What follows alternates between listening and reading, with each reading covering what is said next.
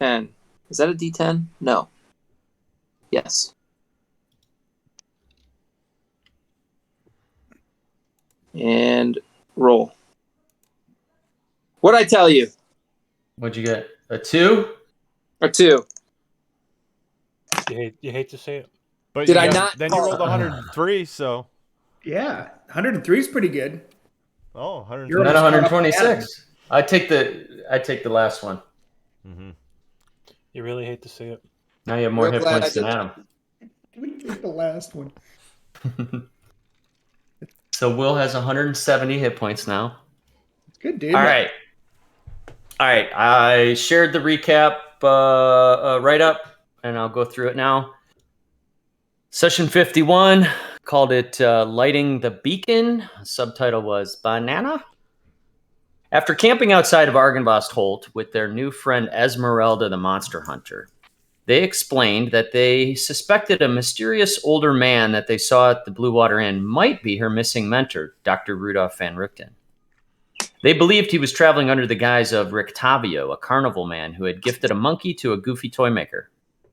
Juniper suggested that she could consult with the forces of nature in this land, using her powers of divination to see if she could help locate him. As a sacrifice for the ritual, she offered one of her rare magic beans to the wild gods. Building an altar of rocks and placing the bean on top, she asked the question, where is Rudolph Van Richten? The bean danced around and then split open and melted into the altar. The response she heard in the wind was, he walks through the mists. We see him 2 or 3 days from now in an old rickety tower in the middle of a small lake across a grassy causeway. He looks concerned and tired. After Juniper conveyed this, her eyes rolled back and her voice changed, somewhat demonic sounding as she continued. Van Richten has returned, the old fool. He tries to hide from me, but I shall find him. He and I have much to discuss. Esmeralda was disturbed by this threat, but thrilled to hear that Van Richten would return to the old tower in a few days. Until then, she was at the group's service. She confirmed that she had visited the tower. She believed Van Richten was near the old tower, though she hadn't entered it herself. As evidence, she produced a few pages of a journal in his handwriting, which she had found in the vicinity. And I shared that journal on Discord. I don't know if anybody saw it, but it was kind of lengthy, so we didn't go through it the last session. As it seemed they had some time, they decided to look through the rest of the mansion. The party returned to the second floor, where they had earlier found the strange stone busts. Thoradin attempted to kick down a door in a long hallway, but it was very solidly shut. At this moment, a wall suddenly formed from thin air, trapping them as doors on both ends of the hallway burst open. Ghostly warriors drew swords and ran towards the party as a battle ensued. Ragnar immediately blocked the doorway to the east and tried to appeal to any allegiance these creatures might have with the Order, but his words didn't seem to register. Juniper summoned a dust creature in the middle of some of the phantom warriors, which helped block them into the west room. Spargle launched firebolts past Ragnar as Thoradin slashed out at another one. Divine magic exploded out of Talon as he disintegrated the undead fighter. Deckard sunk a bolt into another one and added some sexy damage as he drew his whip and lashed out at a creature. Blood rage emanated from Alaric as his spear glowed with strange magic. He stabbed through an undead warrior, popping it from existence. Ragnar followed this with a critical hit against another one. At that, Juniper heard the muted, faint pounding of a fist on the wall behind her. It was Esmeralda yelling something about someone approaching. Not noticing this himself, Spargle launched a fireball into the room and nearly destroyed 3 more of them. Suddenly, the stone wall disappeared as abruptly as it had formed moments earlier. Sir Godfrey emerged and pushed past Esmeralda, commanding the undead to be gone, which banished them from the castle. He gave the party a warning that Argynvost Holt was full of danger outside of his control and that they should be careful. Spargle asked if there had been any other visitors, perhaps an older man, but Godfrey was not aware of anyone else. After Godfrey left, Thoradin searched the room, finding a box full of vials containing a strange mercury-like metallic liquid, potions of invulnerability. They discovered a nicely appointed bedroom nearby with a picture of a high-ranking lord, likely Argynvost. Then they searched the rest of this floor, finding much of it in ruin. They found a bathroom with a beautiful mural of the Balanock Mountains. Juniper recognized the scene as this was her backyard for much of her life. Thoradin charged into a storage room with a wet, soggy floor, and the entire room collapsed. A quick-thinking Spargle wiggled his fingers at the dwarf, which slowed his fall like a feather as he landed safely into the wet debris. In a room on the third floor, they found an old vandalized picture of the mansion. But as Deckard approached the painting, they heard a faint wing flapping sound as a piece of parchment flitted down to the ground at their feet. It was a letter. And I copied the letter there in the log, so you can look at it if you want again. Spargle used magic to mend the slash picture as it reassembled into a spotless painting. Suddenly, the beacon in the picture started to glow with an authentic, magical silver light, filling the room and forming into the image of a silver dragon, which spoke. "My skull lies in the swamp of my enemy," it said. "Lying in a place of ill omen. Return my skull to its rightful crypt, and my spirit will shine here forever, bringing hope to this dark land." With this reinforcement and the clock ticking for when they believed they might find Van Richten, the party decided it was time to retrieve the skull from the ruins of Berez. It was about midday now. They wanted to make haste to get there and back before dark, when bad things happen. So Alaric proposed a plan where half the group would head directly down the cliffs to the swamp and secure the skull, while the rest of the transport group would meet them halfway down the road. Hypothetically, this could shave off a few hours, as traveling there and back might be 8 total hours by cart alone. Deckard, being an expert in animal handling, would lead the horses with Esmeralda and the others. Juniper, Spargle, and Ragnar would use magic to change shape and fly down the cliff. The Freedom Team, consisting of Thoradin, Deckard, Alaric, and Esmeralda, decided to get the caravan of horses as quickly as possible to the Luna River crossroads. They would secure the way so that they could transport the skull back to the mansion swiftly when they met back up with Independence Team. They were entirely dependent upon Deckard's ability to guide the horses as efficiently as possible. Fortunately, Deckard was on point, and they made record time getting the group to the crossroads, avoiding all perils. Freedom Team was in position to secure the cargo.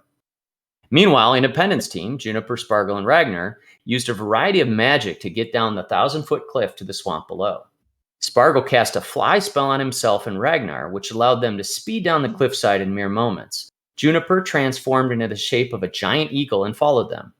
They immediately noticed that the swamp had changed. The fog was mostly gone, so visibility had significantly improved. Strewn across the field were harmless, lifeless scarecrows, totally torn to shreds. Telltale black feathers suggested how they met their demise. There in the swamp was the skull of Argynvost. It seemed like the scarecrows were trying to drag it away, but didn't manage to get far. Circling the broader area, Juniper scouted from above and noted no threats in the immediate vicinity. She then landed in the swamp and transformed from a giant eagle into a massive gorilla.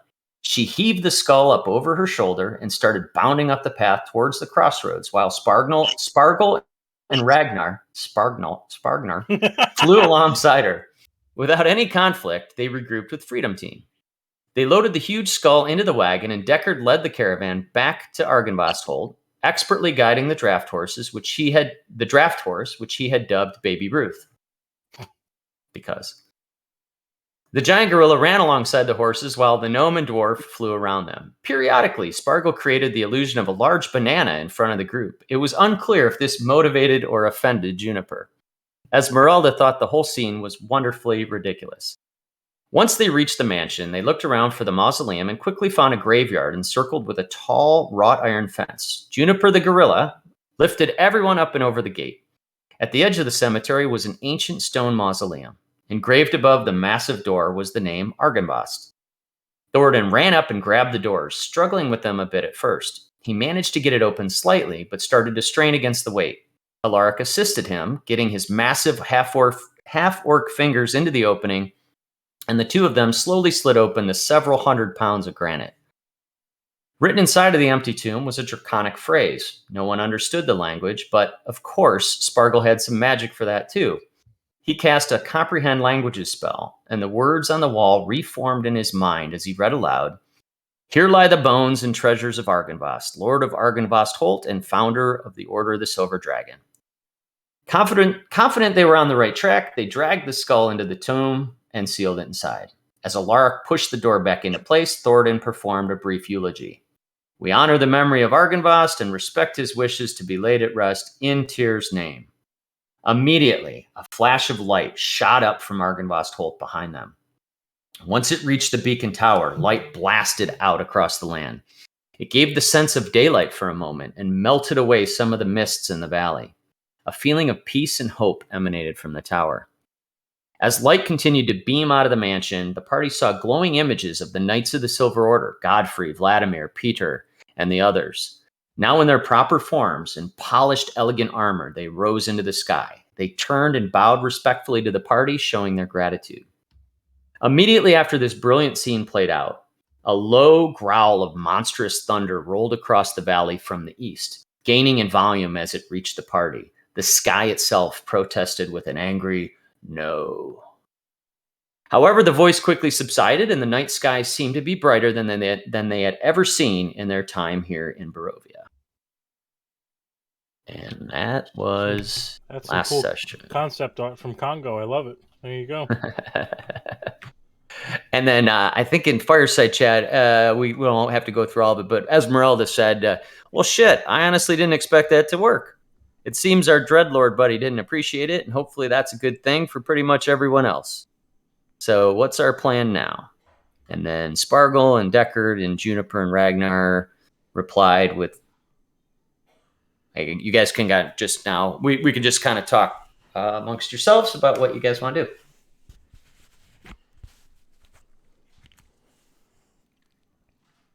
Well, I like the idea of trying to, Esmeralda's been kind of waiting for us to finish our tour here, but I do think it'd be good for us to find Octavio or Van Richten. Yeah, I think we should first and foremost see if we can go get Alark that sword. Hopefully it got left behind. I didn't even think of that. Now that they're Sword. Okay. now that the spirits are gone. We're here. Unless they took it with them. You can't take weapons with you to heaven. I don't know how things work in Barovia. That's true. That's true. I mean, we're in the world of ruin right now, right? And we're trying to get back to the world of balance. Yes, I think it's a mixed deal. So I moved you guys back to right outside the mausoleum. So if you look on the first floor, right outside that little building on the far northeast of the first floor, that's where you guys are at right now. Oh, cool. All right, so does Deckard tell Alaric, like, hey, buddy, let's go get that weapon, that sword? Hey, Let's go get that sword. Alark. You know what they say about swords? You know, Alaric likes big weapons. I wonder why. Alaric's just gonna look at he's gonna look at Deckard and just kind of raise an eyebrow, like the Rock, like he smells what's cooking. So Yeah, let's go get that sword, baby. I'm into that. All right. Deckard starts heading towards Argynvost. Oh, I'm sorry, Dan. I missed what you said. You said, where did you place us? Because I know there's like a couple different levels here. You go to right on the first floor at the bottom right. Scroll over to the right and up a little bit. I you see see that little Yep, the got mausoleum. You guys are standing outside the mausoleum. Yep. And let me uncover a little bit more of this.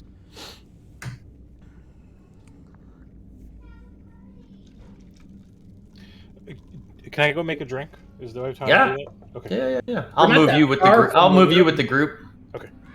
Sorry. We're not that far from the room. I mean, like, isn't that yeah, like it's just, that? it's just up the stairs, basically, or 2 flights of stairs, maybe, or something. Yeah, I think we went up the flight that was right there in that like cathedral area there. Yeah. Looks like there's stairs going to it. so do I basically just customize every saving throw for a +1?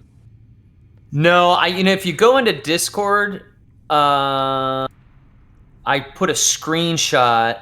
Okay. Spargle's character sheet. He kind of shows where you do that. So there's like a little I think in what he your said is savings. right, though, right? He said customize each one. I'm sorry. Yeah. Yeah, you do have to go in and modify each one. Like I go into Strength, Dex, Con, Int, Wisdom, Charisma, and Yep. make it +1. Yeah. And I like the way Ponch did it. I think it makes sense, right, Dan? Because how it... Yeah. Yeah. Yep. I just And the did little- exactly what he did. And that'll affect everything else. No, Should. you got to go into each one and do that. You have to That's what I custom. meant. But like, if I do strength on the left under saving throws, will it affect what's on the right there, like an athletics check, for example? Those aren't related. Yeah, that's different. You're not doing a. Because your Those are your just, skills it's are off. just saving throws. Oh, got it. Okay, my bad. Got it. Cool. Sorry. Oh, good. All right. So you guys are heading upstairs. Yeah, I mean, and it's if you want to fast track it, you can, or I mean, just me and Will can go, or however you want to do it. We're not trying to delay the whole Yeah. session. So I'm whatever you wanna do. hightailing. Yeah, it's not. I mean, It's not a we're obviously delay. very familiar with the Argynvost hold at this point, so I think we would I think just kind of yeah. hop to it and get back up to the room and see what's going on in there. Don't Okay. Adam and I move 40 feet per turn? We yeah, just you bolt. We just both bolt. Yeah. Like we're like Captain America at the beginning of Winter Soldier when he's just running around. can. That's us. On your left. Right. I'll say Thornton's going with you. Are you guys all going up there, or? Yeah, sure. Okay. Esmeralda will follow. Yeah, you guys can just kind of Adam. If you just sorry, I'll take you guys back to the third floor. You guys go all the way up the stairs, and you're in the room. And okay, so you re-enter the throne room. And what you see is in this room is you see the armor of Lord Vladimir laying on the ground as if somebody just took it off and threw it there. And next to him you see the big, ancient, fancy greatsword. Yeah. All right. Hold on. I don't remember if we had done anything here, but I would like to do. Oh, and there's something else, but go ahead. Well, you can finish then, before I. So his armor is like human sized, and it's half plate. It's called half plate armor, and there's also you see a chain on the ground that's kind of buried. It's kind of like underneath the armor a little bit, but you see the end of a chain sticking out. Okay, and everybody came up, right? I see everybody up here. That was the case. Yeah, unless somebody said they didn't want to. I just kind of assumed you all did. Okay, I would like to start like I would probably walk over and kind of. You said the sword's on the ground. Mm-hmm. I would like kneel. So it down. literally, it looks like he just disappeared, and everything he was wearing and holding just fell where it was. Okay. Yep. So I would walk over, jog over, and kneel down quickly and go to grab it, but like before I actually put my hand on like the hilt, I would stop and I would cast magic awareness just as like a precaution or to see if I could figure anything out before I start grabbing items from undead beings. Yeah, totally. I don't know if that's gonna tell me anything, but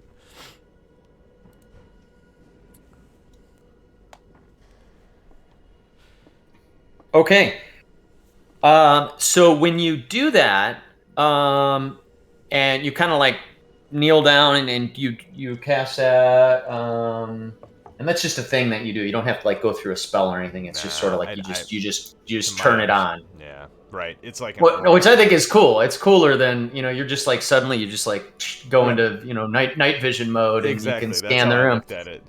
Yeah, and you look around. The armor, even the chain coming out of it, they don't emanate any sort of magic. But the great sword is glowing brightly with some form of magic.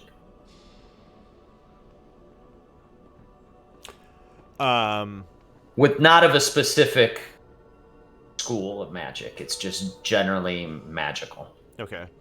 Hey. Alark's gonna ask Thornton. Actually, I'm gonna ask Matt out of character. Can't you cast like what do paladins do? Something. What do you want to do? What are you trying to do? Just because I did detect magic. There's a thing that you can do like to like sense something evil or Undead. I can sense undead. okay. Maybe I'm thinking of I something think else. Spargle Sporgle can identify, like, he can do that. He can look at magic items and be like, well, this is, good or bad. Well, alright, You're I'll muted. pick up You're the sword. muted. It's not going to tell me anything more than I think a magical awareness Okay, is. am I an If idiot? there's a Isn't there school of something magic, else? it sounds like he Yes. would know. Well, hey Dan, I have as of level Wait a 9. minute. I do have identify, but I don't have it. I'd have to do it as a ritual. So Okay. if you want to, I take that back. I can do identify, but it takes me back. It's fine. We don't have to. Well, hang talk on. for too I've got. much. I was just trying to be cautious. Well, hang on. So Dan, I just got a new thing at level 9 called Grim Psychometry. What the fuck is that? So I have a supernatural talent for discerning the history surrounding mysterious objects or places touched by evil. Well, hey. Shit. That's That crazy. ever applies. So Convenient. when making an intelligence check to recall information about a darker past surrounding an object you're touching, or a location you're present in, you have advantage on the roll. The information gleaned often leans towards the more sinister influences of the past. Sometimes conveys visions of things previously unknown to the character on higher rolls. All right. So, do you want to use it? Explain to the group what you're doing, and we'll make the wisdom roll, and we'll go through it. So Deckard walks up to Alark. You can tell Decker's got a little bit of energy. He's excited. He's like, "Oh man, Alark, I haven't been this excited since the last time my grandma made her peach pie." and he reaches down and he grabs the hilt, and I'm gonna do the roll. So it's an intelligence check, or it's a history check. It said wisdom ability check, but yeah, maybe it's history. I don't know. When making an intelligence check to recall information about an object that I'm touching. And it really revolves around if it's touched by evil. So I don't know if it's going to tell me stuff about it in general. I think it's more going to communicate. I'm going to more know things about its like dark past if it has one. Come on. D&D Beyond is killing me tonight. Mm-hmm. I don't know why when I'm looking at your sheet it says a wisdom check. Oh, does it? Yeah, I don't know. It says Because again, the thing that's so weird about Blood Hunter is the handbook. So that's always what I go to. I'm reading that right from the Blood Hunter. book. Okay. It doesn't always jive with my player sheet, so I don't know which one we want to go off of. It doesn't matter because you get a +3 on your wisdom roll. So I mean, I'd prefer to do a wisdom roll. yeah. So would that be an insight check, or what do you want me to make? I would just do a wisdom check right off your wisdom +3. Oh, got it. Okay, I'll do that. So 12 or 9. Really? Good Lord. No, that's good actually. So you grab the hilt and you suddenly, it's almost like a montage where you're seeing the history of this sword, and you go and you see it. At first you see it in the hands of a young, living human knight who is fighting what looks like a 20-on-1 kind of battle. Right, it seems like he and his fellow knights are pinned back into a valley as just this army is in front of him, and he himself is like Braveheart style, just taking out one after another of these soldiers, and then it flashes forward, and suddenly there's just darkness, and then you see. This same man, but now he's clearly has died or is undead. His flesh is rotten. His armor is tattered and destroyed, and there's dirt all over him, even like he was dug up out of the ground. And he looks just angry. The facial expression is just pure rage. You see him as a revenant. And then it kind of flips through this montage of what seems like hundreds and hundreds of years, 300-400 years of history of this sword. As you see it, you see this revenant slaying one after another, many Vistani, wolves, many wolves, and dire wolves, and you just see it all around Argynvost Hold, and then that's sort of it. And then you see it. Then you see the last sort of flash you see is that same knight, that same revenant, back in the young human form again, but as a glowing a light or silhouette, as the sword kind of just drops to the ground and the light just disappears. Nice. Very cool. So you see Deckard kind of like his eyes almost like go back in his head for a minute, just like whites, and like it only lasts like a couple seconds, but all of that happened in like those couple seconds. And like the second his eyes come back, he like kind of shakes his head and he grabs the hilt of that sword and he tosses it to Alaric.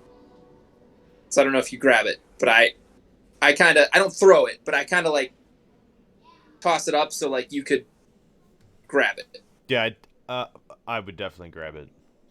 Is it broken? I'm sorry. Did we? No, Oh. no, it's actually a pristine. And as I throw it, I go, "That thing's badass, man. You want to use that? Take that sword." So Alaric would grab it if he's able to. Okay. I won't make you go through the identification and stuff of it. I'll say what Will did. We're good enough, and plus to save time. It's a +2 greatsword. Whoa! Sweet. Which is one of the first +2 items we've ever had. Wow. In any campaign. Awesome. Yeah. Do you have Titan's Grip? No, I don't. Ooh. Run around with a two-handed sword and a spear. Is that a thing? And the Is blood there spear? a dual wield attribute in a class in Dungeons? I and don't Dragons? think so. Well, there's dual wielding, but with There's- Titan's Grip, you can one hand a two-hander.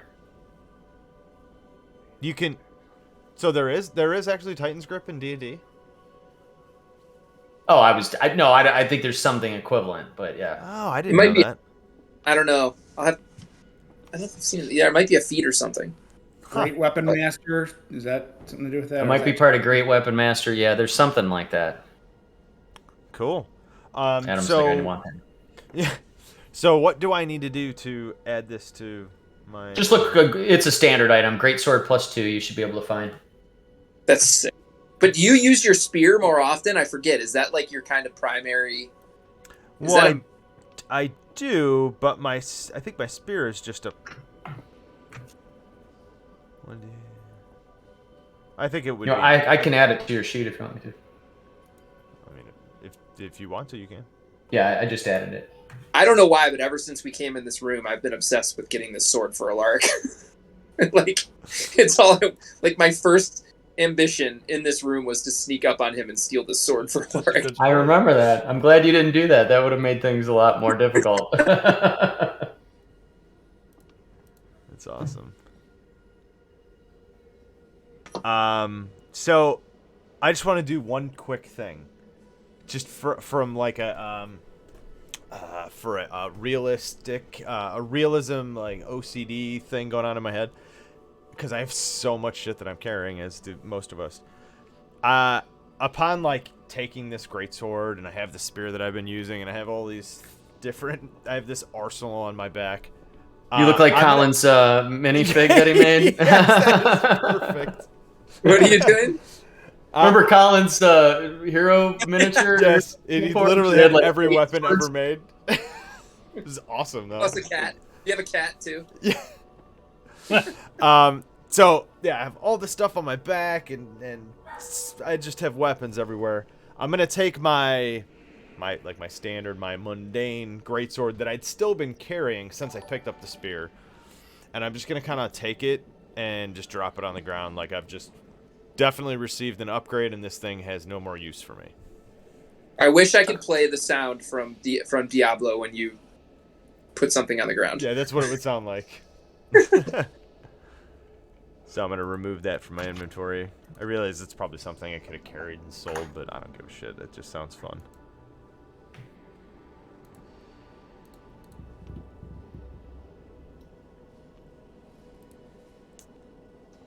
Okay, so Yeah, there's a I one-armed. There's a removed the feat great called. There's a feat called One-Armed Master, which lets you one-hand a two-hander. Oh wow. So is the idea that you can use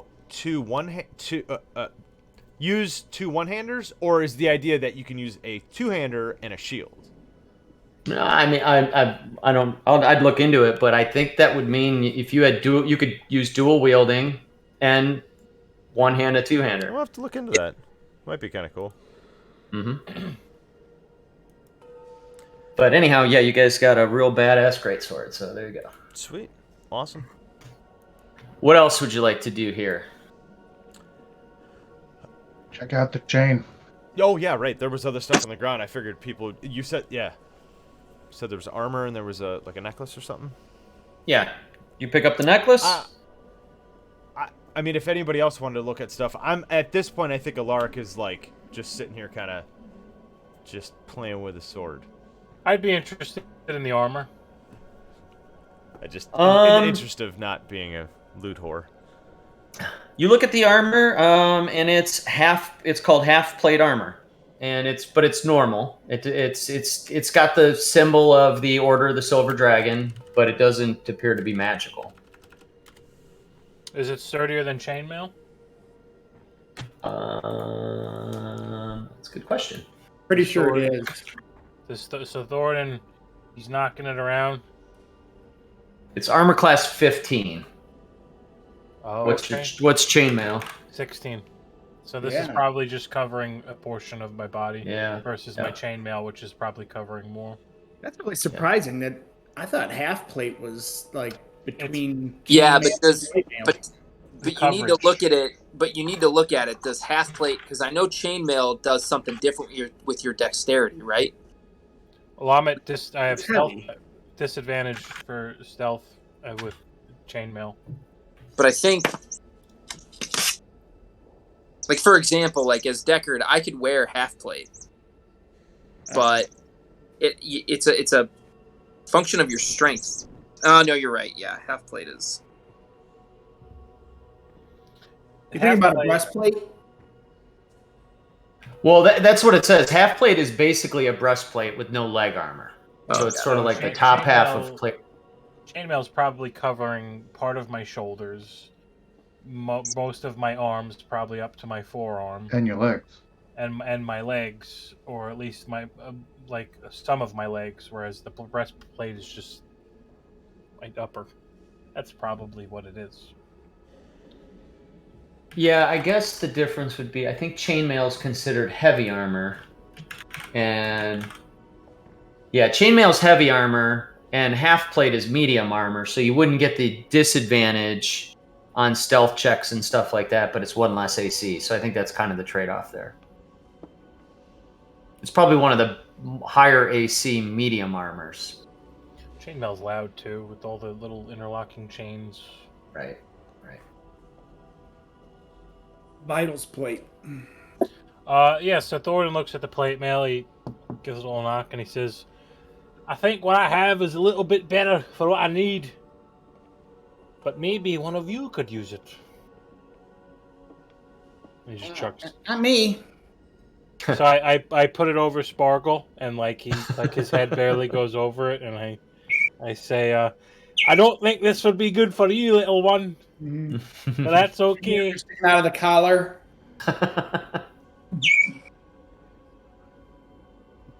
Does someone have a bird in their room with them? Because that is loud chirps.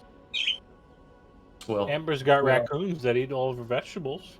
Hey, you know what? That makes me wonder, though. I'm going to wander into the room where we first saw Godfrey and the other knights mhm. and check out the room and see if there's anything from Godfrey. He seems, who knows? Maybe there's another sword or something for one of you guys. I'll follow you in there. Okay, you can move yourself in there. Juniper's going to keep an eye out amongst the rubble for any interesting looking rocks. Oh yeah. You do find all the rocks you find are rubble, so they're like the limestone or whatever that this place is made of, kind of broken up. But if you're looking for something, you might find one or two that are kind of interestingly shaped, but nothing of a particular material. Juniper, you're really good at finding rocks. If you find any that you don't want to keep, could you collect a couple for me? Yeah, she excitedly agrees. Okay. 10. All right, and back in this sort of war room where Godfrey was, you guys go in there, and it is you see the same sort of scene. You see 5 sets of armor that are just sort of laying on the ground, right where the revenants would have been, and but they're all that armor is broken chainmail. And you'd see like mundane longswords with each set of them. Yeah, it was worth a look. Nothing else, huh? Of note.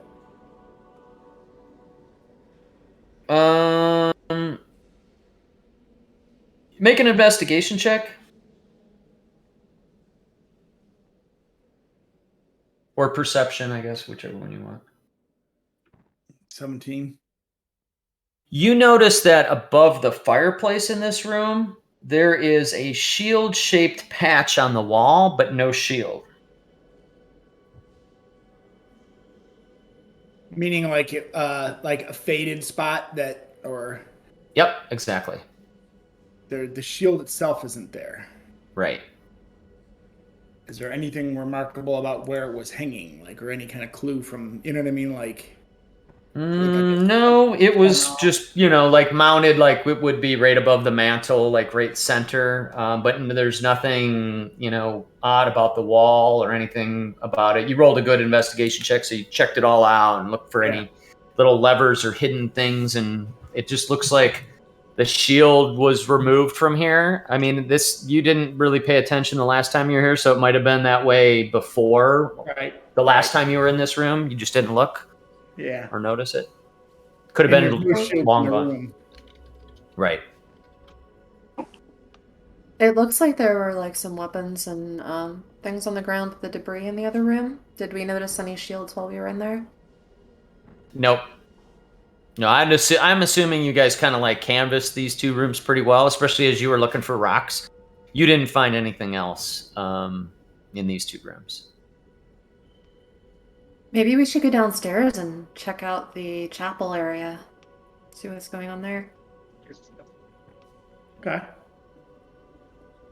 Real quick, what room was the painting of Argynvoston? That was on the 2nd floor. Where Deckard's character is, right? Yeah, that library-looking room. Mm-hmm. That's where we found the note and stuff in the torn picture. That room? Wait, what was that room? That room was... that was the study. That's where you found that journal page and the slash picture and everything. Yeah, that's right. I'm sorry. Yep, that's the room.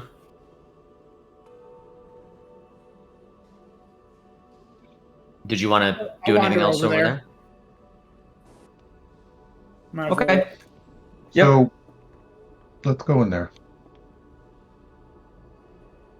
I mentioned that to them. I noticed that. I'm like, who's in the room with me? Ragnar, I just mentioned. I'm like, it looks like there was a shield here, but there isn't now. Maybe we find it. I feel like there's part of this place that we haven't seen where it might be.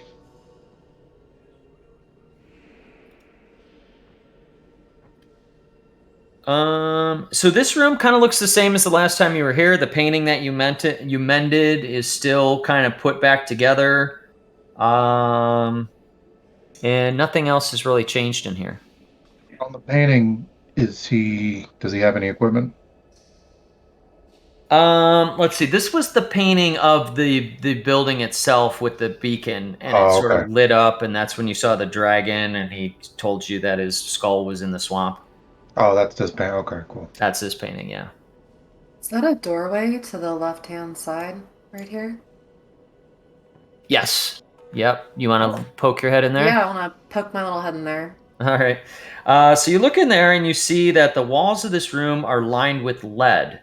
Emptied chests and shattered vases lie strewn about the floor, their contents plundered.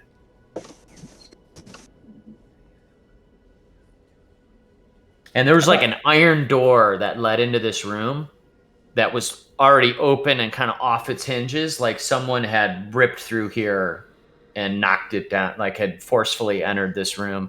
Basically, it looks like this room was probably like a vault or like a safe room that would have stored a bunch of stuff, but it's been plundered. What about this room right here then? Is that a door? Yep, that's a door as well. I'll do the same thing. And you pop that open, and it is a closet. And it's just a dusty closet with slender windows in the north wall, and the room is otherwise completely empty. I found a dusty closet. There's nothing else in there though, like right in that like. Nope. I would say that this whole area that I've uncovered so far, you guys are all spending a good amount of time, half hour or so far, just kind of looking around. Yeah. And you've covered everything. By Thoradin over there is like a curtain drawn across, and there's also doorways. What about here, right? Hold on. There's also doorways here and here. Oh. All right. Here, well, I'm here. in that room. I'll check that one first. Okay. Are you gonna just swing the door open? Yeah. I was okay. Not exercising caution. All right. What you see here is that light enters this circular room through 5 cracked windows. The light falls on a large, dust-covered bed in the center of the room. Its posts topped with wood-carved dragons.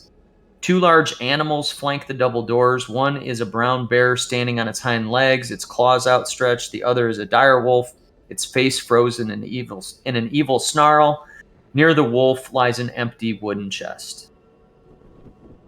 It looks like this was, you would guess this was Vladimir or Godfrey's bedroom. This looks like it was an officer's bedroom, and it's pretty nice, but it also looks like it's been looted. You guys are getting the sense that besides the building being all just in ruins, that it had been a long time before you were there ransacked, or over the ages, sometime, just looted over time. Gotcha. Ragnar, you want to check that room? Or are you just going right in? I'm going to blow right in. Okay. You see rich drapes, faded by time and neglect, hide the windows of this otherwise empty room. You get the sense that this was a bedroom, but it's odd that there was no bed. Go ahead, what?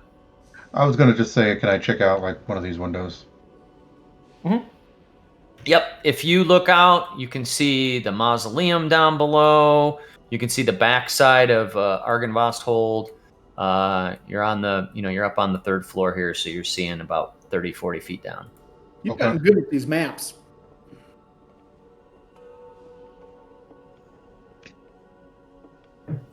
So I feel like this room is a little weird. So can I check something out? Yeah, make like a history or wisdom check or something.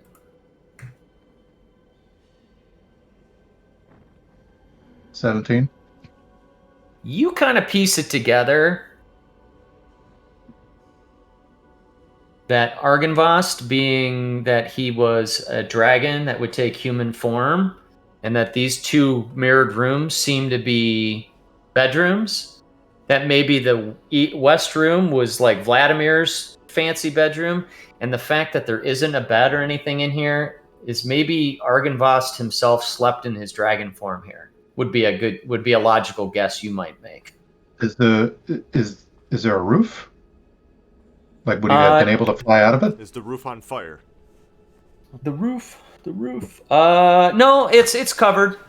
So he just like went in here and then morphed back into a dragon, probably. Yeah, maybe. Fun. Mm-hmm. Okay. Cool. I'll head down here. Okay. Check out that little door since we're doing like. Checking the whole place out. Yep. You Easy, go. yeah. You again. You're going right in. I'm assuming. Tell me if you're doing anything but just running in. This room has dark wood paneling on the walls that rises to a height of 3 feet. Above the paneling, the walls are painted with murals of religious figures performing holy rites. In the center of the west wall is the tattered curtain hanging in an open doorway. 3 tall, slender, stained glass windows set into the opposite wall depict figures in white robes with orange sunrises behind their heads. At this point, you guys understand that most of their symbology and iconography and whatnot is all dedicated to that Morning Lord, who they seem to have worshipped.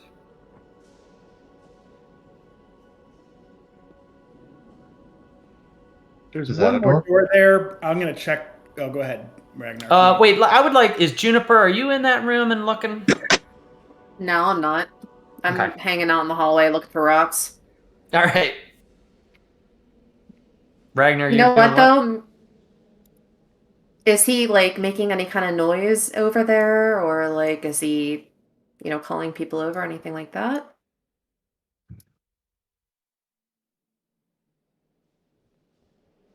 Who's that? Who's that? Spargle or Ragnar?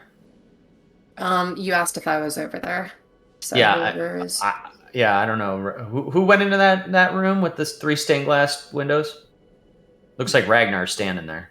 I was in there, but I think Spargle opened the door. Okay. Yeah, I was in there because you described it, and I will say that I'm being a little cautious with the floor because of what we saw where everything fell into the spider room. The And bathroom. when we were over here, like you said, it was like just kind of everything just dissolved, basically the floors and stuff. So I'm being to the west. That room was in tatters. Yeah. So the floor seems good here. The debris is mostly from the roof and stuff having collapsed down to this section, but this section the floor's pretty good.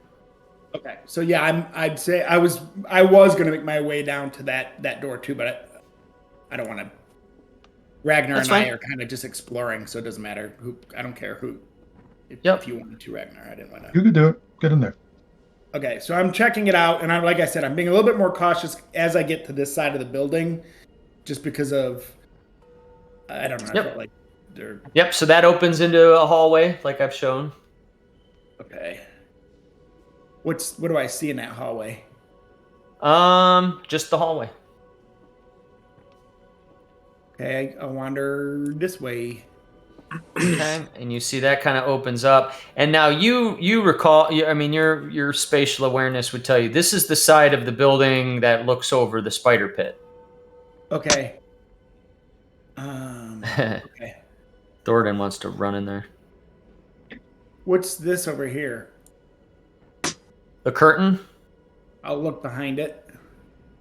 So that is the stairwell, Okay. which you now know that there's like basically 4 stairwells around the corners that go from first floor to third floor. You guys are getting the lay of the land here, and that's kind of how the building's structured. Okay. Last thing, I'm going to try to be very careful here and kind of peek in that door if I can without the floor. I'm like being cautious approaching that door. Okay. Well, you can see into this east room because the door is open, and you just see like a ruined bed chamber, all destroyed, and the roof is all busted up and stuff. And then you pop open the west door, and you see the same thing. Okay. I don't know. I think this place has been pretty heavily looted, guys. I don't know. So I'm going to say this so that Spargle and Juniper can hear me. Mm-hmm. So, guys, I just didn't they say that they were gonna help us out if we brought the bones back? You think they would have left a note or something? Or left somebody behind to give us some tips about this Amber Temple? Godfrey said that we might be able to convince him, the Lord, to help us with the Amber Temple. But I don't know if that means they're gonna, go. I don't know. I think he thought that might, loosen him up a little bit about his stance. I don't know that he would act. They're actually, expecting us to come back with that skull and have anything ready for us. They seem to kind of float off. Maybe us bringing the skull into the mausoleum set off a chain of events, a ritual that maybe we should have checked in possibly with him before we put the skull in the mausoleum. So maybe any information he had, it's like, I'm sorry, but I gotta go. Goodbye, guys. Woo! When you guys mentioned the Amber Temple, Esmeralda perks up and she says, "The Amber Temple. I'd heard of that place. It's said to be its location to be somewhat of a mystery. Did they happen to mention where it would be or how to get there?" I don't Didn't Deckard know? I think Deckard knew how to get there. Where are we going? Do you know? Didn't you know where the Amber Temple was? I didn't know where the Amber Temple was. I'm pretty sure it was north through some mountains, from what I remember. I wrote it down, I'm sure. Through the mountains. Was I wrong? Hang on. Let me see what I wrote down. My Google. I feel like we went through all this trouble to drag that skull back here, and you think Vladimir could have left a note. The Salenka Pass, deep in the mountains to the south. I remember you saying something about a Salenka Pass. The old Salenka Pass. Yeah, down there in the south. I like the south. That's where my people are. Thornton, can you talk to dead people or anything with your magical powers? I am not of the undead, Ragnar. I know that, but I didn't know if maybe your god would let you pierce the veil a little bit. Talk to the spirit of Vladimir for a second.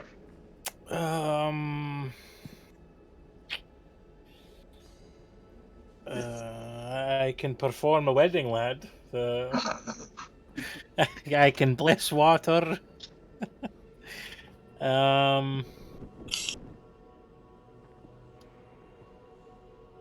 They left without instructions. They said it was urgent. I do. Maybe. This is kind of a tough decision because, I do think that, I don't know, we kind of know where Rictavio is going to be in 2 days. So the clock is sort of ticking on that one. But TikTok, yeah. Right. Yeah, but and I don't know if it'll be so easy to find him again without, splitting open and melting another beam. But there was that card. If you guys remember from our cards, there was the one that says, there's a sword of sunlight, and it was a treasure hidden beneath a mountain guarded by amber giants. Now, it doesn't sound like a temple necessarily, but it does mention amber, and it just seems kind of... That sounds like exactly what we want. I wonder... Morning Lord, what color is the sunrise? Amber. The secret to fighting Strahd is in this temple. Vladimir wanted Strahd to suffer. He wouldn't let us in it. We got to get to Rictavio, I think. I do agree. Let's hit the bottom floor of this place and get out of here. Eventually, we got to go to Larry Zonka Pass. Larry Zonka. All right, I will move you guys back down to the ground floor if you'd like. There was one more thing in this dopey building. This area over here. I don't know how to pin it, but the black area. If you're on the pointer select move thing in the top left on the toolbar, you should just be able to hold down your left click and it'll all ping. There you go. Bing, bing, bing. Okay. So Ragnar's gonna run over there.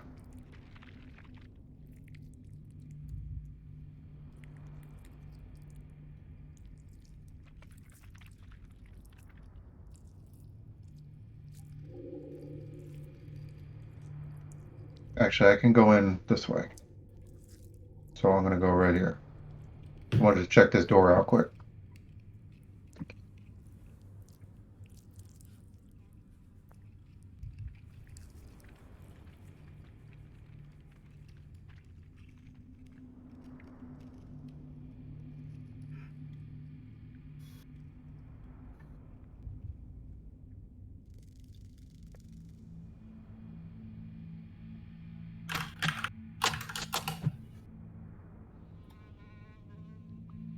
All right, so you pop that door open, and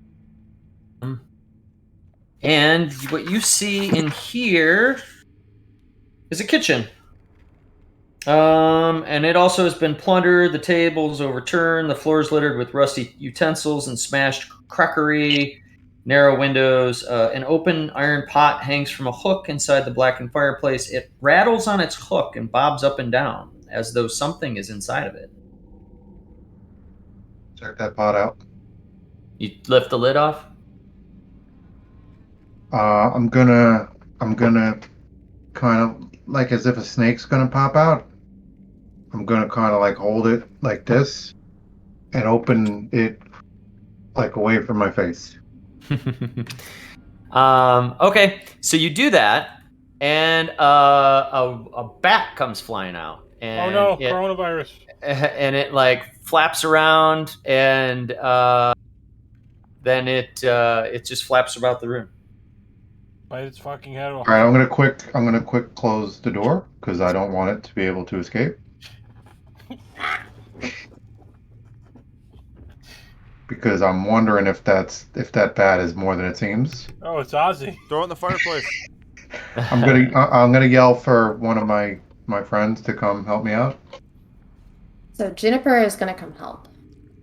Boo. Juniper, do you think that's a real bat, or you think that's a vampire in disguise? I don't know, but I can certainly ask because I'm a druid and I can talk to small animals. Talk to this rat with wings. There you go. So Juniper kind of peers up at the bat and she goes, "Hey, who are you? How did you get trapped at..." Well, she doesn't know they were trapped in there. Never mind.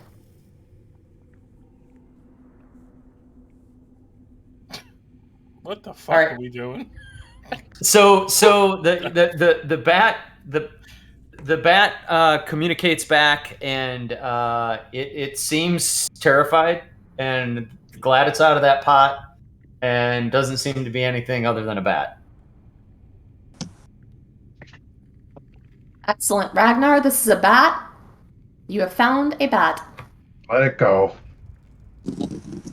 I open the door and I try to swoosh it out, making sure it doesn't get caught in my beard. And it avoids everybody and just darts out there. Cool. And is this anything? Is this a door in front of me?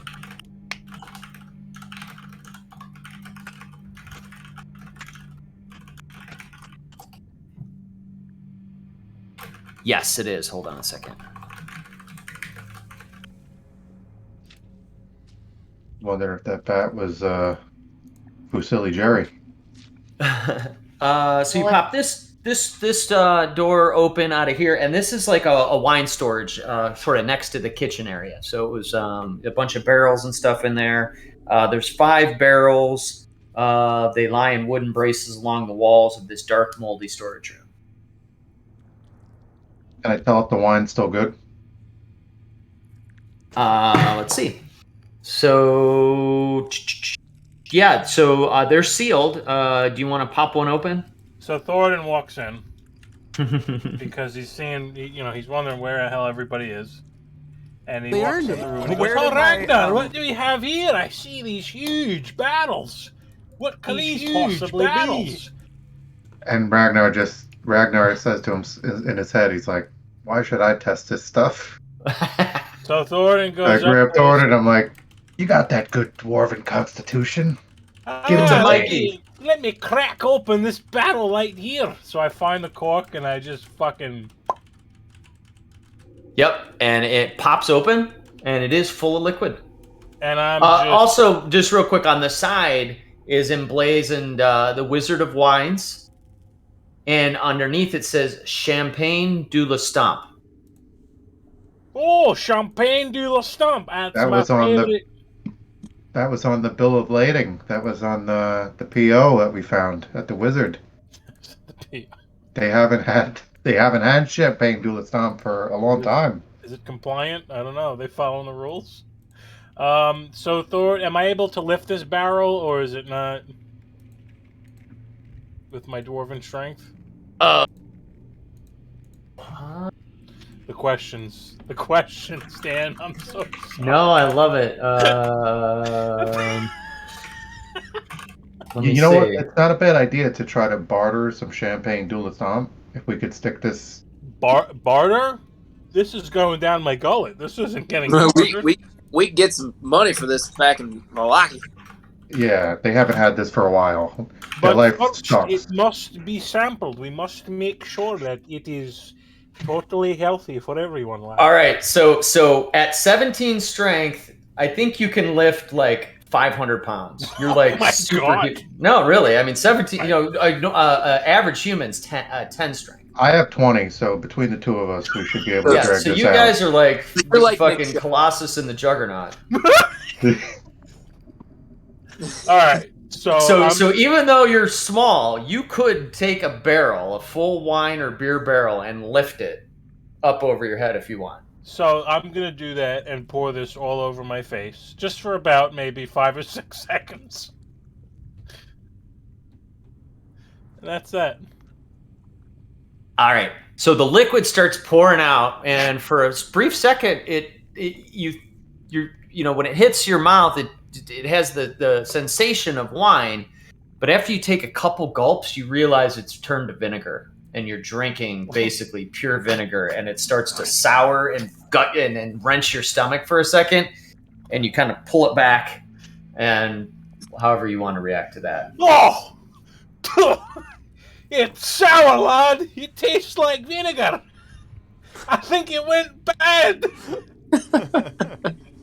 The wine Drago is just bad. goes like this. Nobody drink the wine. Oh, that was disgusting. That's the worst thing I've ever had. Blech.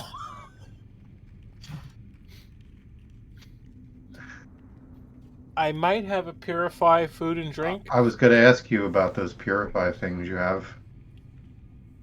I believe I have one of those. Yeah, we had a few of those.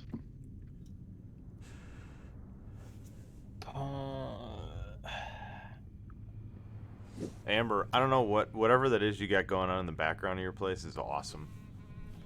Oh, they're just strip lights. That's so You look cool like you're in a looking. spaceship. Yes. Oh, check it out. She's in the Normandy in Mass Effect. I love it. That's what I was just thinking too. sweet. I was thinking the same thing. Ooh. Oh Someone my said- god. Now we're at a rave. Ah, brave, yay. I'm so I jealous. feel like she's in the Matrix I'm like, right I now. go, here's my gray couch. That's all I got. Oh. Is that a light or a filter on your camera? Oh no, it's like a light. Oh, I have it hung up all around my room so I can see. I'm doing that. I'm doing lighting. As soon as my wife lets me. Dan, I remember a while back I got scrolls of Purify, but it was maybe like 1 or 2, and I used them at the vine. Yeah, yeah. The wine place. So I don't think I have any. I mean, it's not your responsibility to track my inventory. Yeah, I'm looking. I think you did. I think you used them because I think you were trying to salvage as much of that wine as possible because you remember you guys ran it back to Balaki. Yeah, for the festival. Yep. Mm-hmm. All right, we know the vinegar wine is here. If we want to come back and try to purify it, I'm ready to bail. Yeah, I think it's time to go. All right, where are you heading?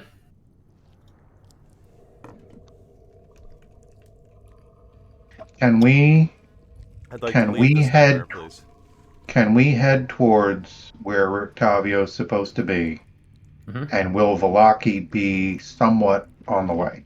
That's a great Yeah. question. You want to look at your map and talk to Esmeralda? Yeah, let's pull the map out. Crack open the So map. Ragnar pulls the map out. It's not upside down because he's a map guy.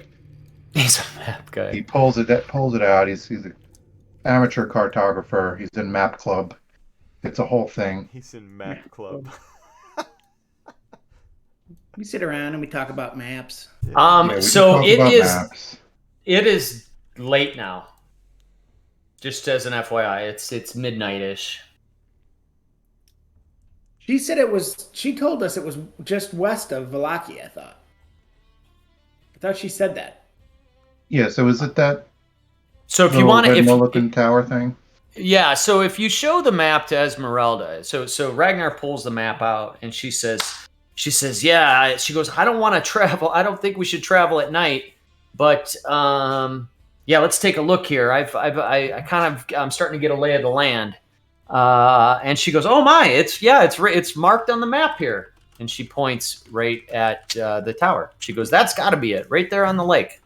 Yeah, I don't think we'd have time to go to Valaki and then double back to the tower, unfortunately. Wait, just west. Well, we could go maybe to this bridge. So I'll put the marker on it, Ponch. So like Oh, that's okay, what you okay. use, of course. So We that's used to where have she 3 pointed markers. on the gray mark. Yeah, we used to have 3 markers. Somebody fucked around. We could probably go to the bridge. Hightail it to the bridge. Tonight? No. There's vampire spawn about. Yeah, I would say. No. Let's make for it in the morning. Yeah, no, right when it gets light out, I say we get to a point in between Valaki and the tower. And then somebody turns into a bird or something and, does some kind of thing that I don't want Erwin to get killed. He's helped us out a lot. But I don't want to miss Rictavio either. I really don't. You broke open that bean, it was a whole thing. He was scoping out stuff in Valaki for a while, including us. I wonder. I mean, he might be able to give us some what's been going on in Valaki, or who knows. Maybe Yeah, we can't miss him. Can't miss him. We have to make the time where he is. Yeah. How much time do we have at this point? Day and a half? Few days? If we wait till dawn? Probably 40 hours, I would imagine.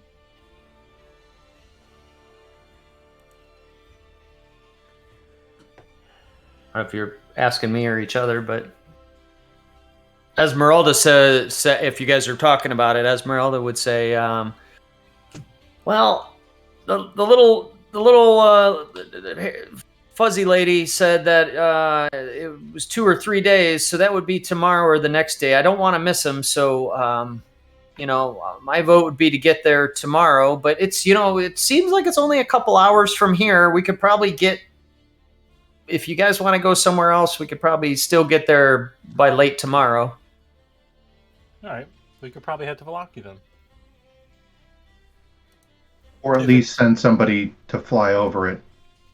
Well, think about it. If it's 2 hours from here to the tower where Von Richten is, it can't be more than 2 hours to Valaki, so that would be a total trip time of 2, maybe 5 hours, right? Total from Valaki. Yep, that's a pretty good estimate right there. 5 to 6 total hours of that So circuit you just described. That plus a long rest puts us at 13 hours. If she said tomorrow or the day after, we would be totally fine in that time frame, assuming we could get out of Valaki. We don't know how we'll be received in Valaki. I don't want to bust in. I don't want to bust in. I just want maybe somebody to scout surreptitiously, just to see if any of our friends are alive. Yeah. But we do have to make Rictavio at all costs. Yeah, so I think we send an advanced scout, somebody bird form, somebody who could transform into an animal. Somebody who So should we rest until first light and then immediately leave? Yeah, I mean, we can't travel at night, so. No, we can't. Yeah, and I don't have wild shape until first light anyway, after a long Right. rest. I used it twice. Yeah, and Esmeralda says, I'd rather rest. I'm not traveling at night here. I've tried that before. Didn't go All right. well. So we'll rest. Okay, are you resting inside of Argynvost, Holt, or outside. I would like to sleep in there. Maybe Okay. in one of the rooms. Better off inside after we did all the work to clear it. Wine cellar Going room. straight for that bed. One of the beds. Yeah, there you go. All right. Just the whole complex seems relatively safe now that you've been through it all. The revenants are now gone. So without any precautions or guarding or anything, we'll just say that you guys get a good long rest. Oh, that's great. Everything went fine. So go ahead and take your long rest. And it is now dawn at Argynvost Hold. The mist, foggy mist that you're used to seeing, is still there, but it's lighter than it was before. And the beacon on Argynvost Hold continues to, like a lighthouse, just sort of scan this, or kind of like canvas the horizon, and just shining across the whole valley from up here on the cliff. Can we say that before we went to bed, conked out, I grabbed Ragnar and showed him my pan flute and said, "Hey, do you want to learn You how showed to him play your this what? thing?" Your skin flute? I pulled up the skin flute. I said, "You want to learn how to play this, Ragnar?" You're a gnome, so it's more like a piccolo, but yeah. Oh no. It's like a mini corn dog. Yeah, but So- the pan flute has 2 rods, so I got that going for me. Oh wow. That's getting weird. You have 2 penises? You got the shocker Anyway. built in. All right, Oh, so Ragnar, what did we say, Ponch? How did I want to do this? Performance, right, or something like that. Yeah, so Ragnar, if you're interested, I don't know if you guys remember, but earlier on, Spargle found that those what are they actually? What's the It's a haunting. pipes? Yeah, so it's little these pipes, and Spargle's not really into it that much. So Ragnar's going to start sort of practicing with it to see if he can learn how to play these pipes. So go ahead and make a performance check, Ragnar. Performance. Okay. Play those pipes, Ragnar. That's right. Not a charismatic dwarf. And what you need is a 10 or higher. So Okay. Roll a 10. Nice. There it is. okay. So yeah, for a couple hours before you guys crash out, you guys hear Ragnar kind of blowing on these pipes, and they're not really making any music, but over the course of a couple hours, it goes from just sounding like, somebody blowing into a top of a pop bottle to actually making some sounds that sound like notes. Occasionally, Juniper will go over and try to make requests of songs that he's just never heard of because there are Gnomish songs. What are they called? The tree and the sprout. Oh, the tree and the sprout! I know The that tree and one. the sprout. Mhm. Thornton's got The to dance for raccoon. that song. The raccoon and His the little peanut. jig. The raccoon and the peanut. The raccoon and the peanut. Excellent. So Ragnar, you feel like if you were able to have a good 2 more sessions of that level of focus, you might figure out how to play the whole song on them. All right. So he takes the pan flute and he's looking at it, checking it out, and he puts it in his pack, and he's like, "I'm gonna practice on this. Thanks, Fargle." Mm-hmm. Sure. Excellent. All right, and then after that, unless anyone wants to do anything else, you all get a full long night's rest. Juniper will give Spargle 3 to 4 rocks that she found while she was looking around. They're excellent. They're round. Real quick, lads. Is there any way we could do something with the door of his tomb in case somebody was to come here and try to mess with it? Any tricks you guys have for that? I want to leave too, but what if somebody ransacked his skull again? Did all lose an AC? I'll cast mean, wall I of could- stone. Like Oh, good. block the door with a wall of stone.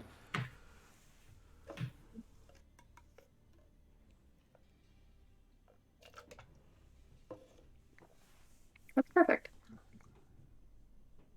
Make it a little harder on them.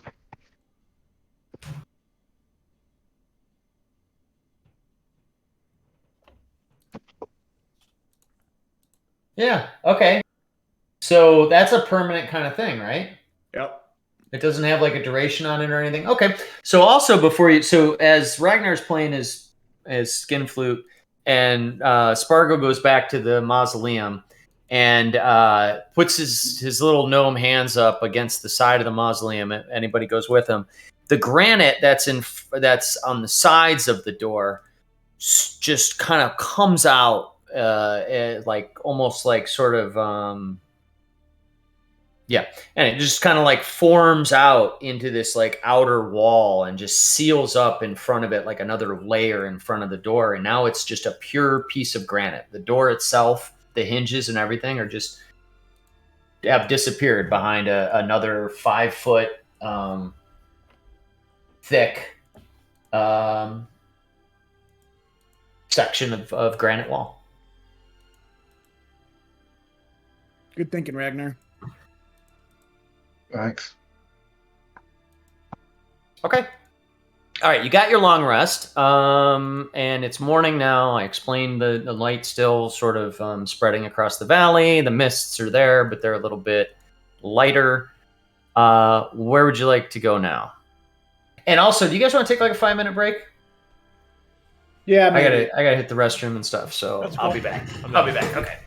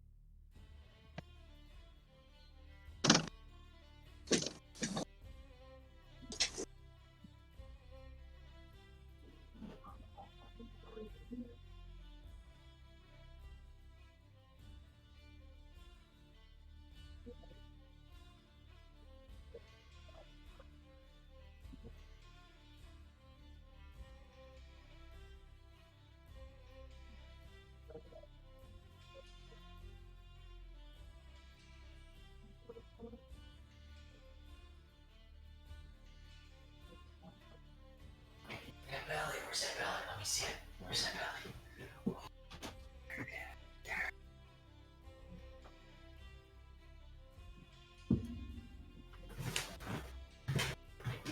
That's a good girl.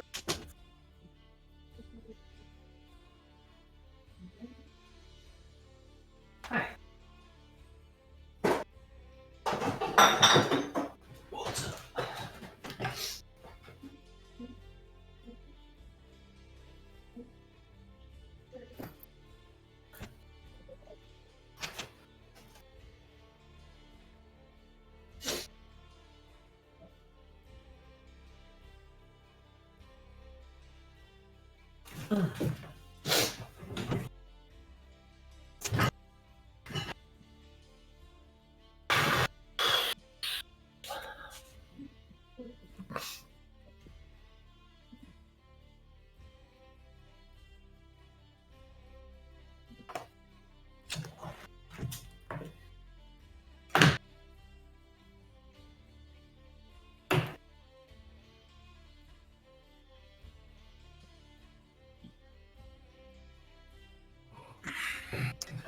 Yeah, Punch. I don't know if I screwed something up or what happened there, but that that one little tidbit that you gave there wasn't supposed to be included in anything yet. So I went back, and it's in my notes from like April of 2020 or something when we did it. Okay. There's also something I also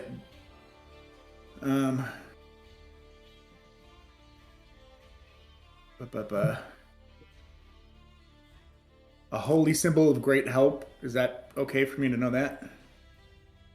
No. Powerful force for good and protection, a holy symbol of great hope. I see a garden dusted with snow. Hold on a second. Let me make sure I'm not exaggerating here. Let me see. That's here.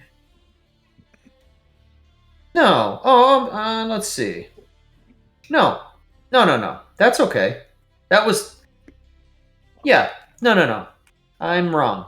You're fine. Okay. Right. In fact, I probably had never reiterated this stuff. And it's probably good that you have those notes, and it's probably important that the group remembers this stuff. But there were 5 cards that were flipped over. And Right, what you were told, on the first card was that it was a card that tells of history. Knowledge of the ancient will help you better understand your enemy. Right. The second card said, this card tells of a powerful force for good and protection, a holy symbol of great hope. Yeah. The third one said, this is a card of power and strength that tells of a weapon of vengeance, a sword of sunlight. Mm-hmm. And the fourth one said, this card sheds light on one who will help you greatly in the battle against darkness. Yeah. And the fifth one, the last card said, your enemy is a creature of darkness whose powers are beyond mortality. This card will lead you to him. That's and then exactly for each, what I have. okay, no, that was all read part of the Madam Eva reading. So you were supposed to have that information. I'm sorry. I kept myself notes about what each of those cards were then. Okay, so that's what she like. Madam Eva would say those things, and then she'd flip a card over. Yeah. And then she would tell you what the card was. The card was like the artifact, and she would read. She told you something that related to that clue. So yeah, that was all. Your what you have is totally fine. I was wrong. Okay. Good. So nonetheless, I don't know. I mean, I like that we're going on this direction, but we might want to, at some point, head that way.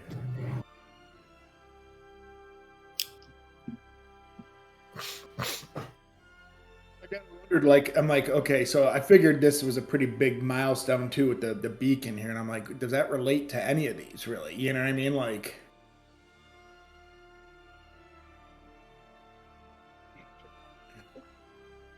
woman hanging above a roaring fire. Find her and you will find the treasure. I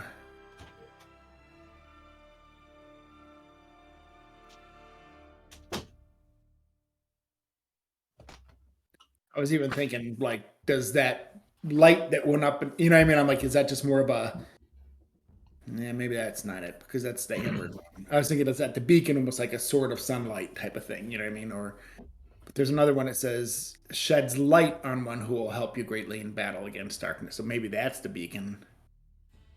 I don't know.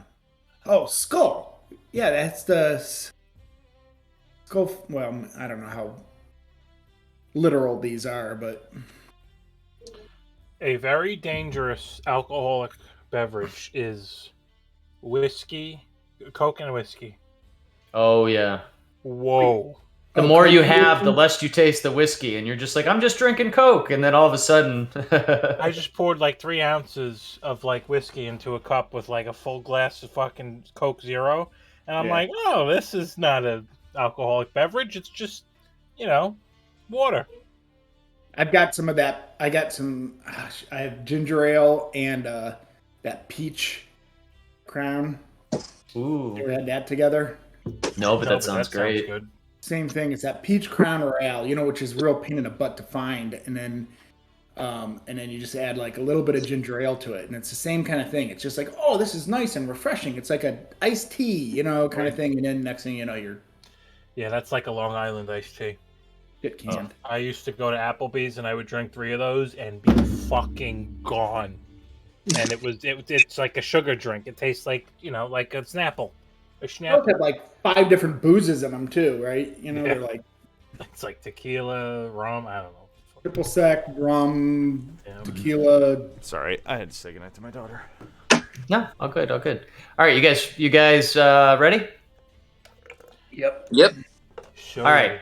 It's Roll out. morning at Argynvost Hole. You've sealed up the mausoleum with another layer of granite. You've canvassed Argynvost Hole. It's thoroughly ransacked. You got a beautiful, ancient, super powerful great sword that's centuries old and has killed many of Strahd's enemies. Can you give it a name? Yeah. You can give it a name. No, Name. can you? There's got to be a name. Maybe it needs to earn a name All right. from your usage of it, right? Sort of like what was the little dagger that Bilbo had, and he named it something. Oh, Sting. Sting, right? You need to give it a name. A lot of people name their swords. All right. Only cunts. Sorry. That's from Game of Thrones. If anyone didn't catch Yep, I remember it. All right, party. Where are we head? Let's make tracks towards that Oh, tower. Sal's got Sting. That's right. Yeah, nice. What? Awesome. Sal's got like 15 swords in his fucking room. All right, so you are making your way to, Vallaki, the tower. What did you guys decide? Well, I think we Points gotta in between. Yeah, we gotta head north. Let's go to the bridge. I think that's a good halfway point. This bridge here? Yeah, what is that? The Glovendrope Bridge? What is that? Luna River Crossroads. Oh, the Luna River crossing, right? Okay. Are you guys all on? Are you taking the cart, horses, foot by foot? What are we doing? You got the card, Snickers, Baby Big Ruth. I'm on. What was the one Crocus? Yeah, was taking so- care of. Dandy. You guys left Dandy behind. Andy's in Yeah. Vallaki. She's at the glue factory now. What? I'm on the emaciated Holyfield. We've got Snickers and Baby Ruth. I'm on In Snickers. Holyfield. All right. Holyfield is missing skin and tissue and. You guys are traveling by day. The mists are a little lighter. You know this route really well, so you make good time getting to those crossroads. And when you get to the bridge, you can see now. You haven't been able to see from the bridge to the front gates of Vallaki before, but now that the mists have thinned, you can see the outline of Vallaki, which lays down inside of a little valley, a vale on the edge of the lake there. From where you're looking here, the city looks the same. It's not burning down. There's not people running around fleeing from it. It just looks like it did before. So can we send anybody in to scout? Right, that's exactly what we're gonna do. Somebody want to turn into a bird? Somebody want to fly? I can do it, but I'm a little bit. I don't know. I'm a little bit more limited as far as how long I can maintain it. That's what she said. He's got 2 though. Oh. So how long can you hold it? About an hour. I think that's fine, right, DM sir? Oh yeah, yep. You are. Let's see. I pulled up a I'd time. say he's about 20 minutes outside of town. So Luna River Crossroads to Vallaki by foot is only 25 minutes. I'm good with this shit. It's only 25 minutes to Vallaki by foot. If you were just That's- at normal walking speed from the crossroads. Not as to the Vallaki. Nazgul flies, though. Not as the Nazgul flies. That's no. And Let's how far hope are we from we the don't have tower? one of those. From the tower, you're I mean, you haven't been there before, and it's not. If you were to go, okay, so there's two routes you can go here. You can go back on the sort of. You can go like this. Oh, what the fuck did I just do? Why are you drawing Viking runes on the screen? I don't know what the hell that was. Oh god, DM's drunk. Don't delete the marker. We'll never hear the end of it. Right. That stuff I was saying about maps, I take it back. You could go back the road, or your map shows a dotted like a path that could go. That might be shorter but less known to you.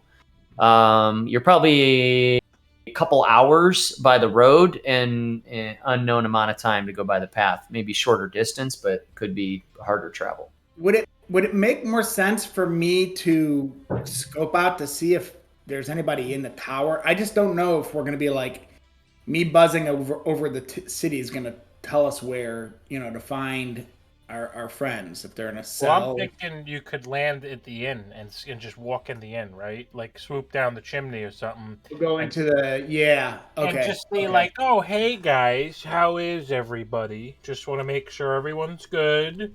Checking in." I don't know. I'm grabbing a drink. Still listening. It sounds like people in Vallaki might be a little weary of seeing birds flying around. Good point. Right. Can you? What about invisible fly? What about another creature that's not a bird? I mean, I'm pretty sneaky. I could get up there and, stealth around. Wild shape into something, and two of us could go in. As long as they don't start shooting at us with crossbow bolts or something. Well, the only thing I was going to say, is there any sense in scoping out to see if anybody's there at the tower, and then come back and let you guys know? Because if he's sitting there or whatever, I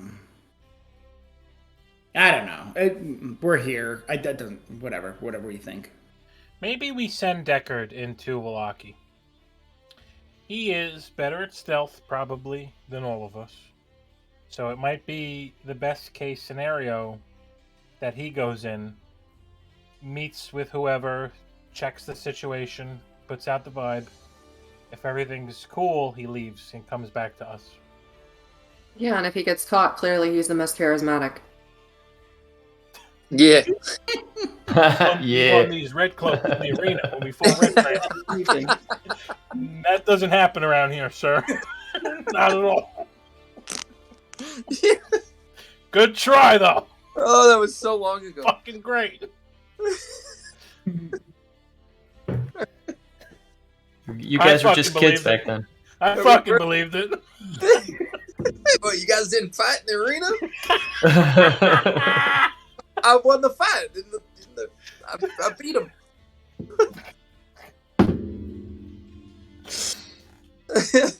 That's my vote. Deckard does a little Metal Gear mission and goes And the in cowboy in.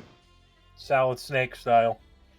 All right, Deckard, is that you cool with that? What are you gonna do? Yeah, I'm gonna take Snickers up to not too close to town. I'm gonna tie him off in the woods before any gate guards would get line of sight on you. Yeah, actually no. I'm gonna keep Snickers back with the team. I don't want him getting eaten by wolves. So Okay. I'm gonna sneak in the backside. I'm not gonna go in any main gate. I'm gonna scope out the perimeter of Vallaki. So if you guys, as you remember, this is a extremely fortified city. It has 15-foot tall logs that are in spikes. The whole perimeter of the town. Palisades, yeah. Palisades. So to get it, there's a gate on the east and a gate on the west, and that huge wall around it, and there's guards posted all around it. So that's just a reminder. You can do what you'd like to try to find a hole in there or to climb one or anything like that. How Okay. careful? Is there any? How high is the wall? 15. They're 15-foot high wall all the way around. Vertical logs held together with thick ropes and mortar. And the top of each log is sharpened to a point. Hang on, let me look at something. This is like Ninja Gaiden shit. This is the content I pay for. The fucking Deckard side quests. Academy Are we Mutant. playing? Sorry. Are we playing Prince of Persia? Yeah, that's Yeah. actually what we're doing. The fucking Deckard side quests. I'm all for it. This is like I love This it. is great. This is like going to a movie. So hang on here. So what determines your high jump? No, I'm gonna take you to Velaki just for now. Okay, yeah, I'm logging into Roll20 right now. Yep. I'm gonna move you. I'll make you the little red marker way out here on the west side where you're coming in. Out in the say you're hanging out in the trees there. Let's see. Your jump height is some component of your strength. It is.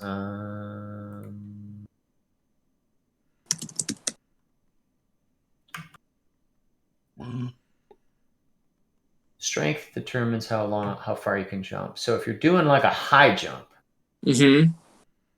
you leap into the air a number of feet equal to 3 plus your strength modifier.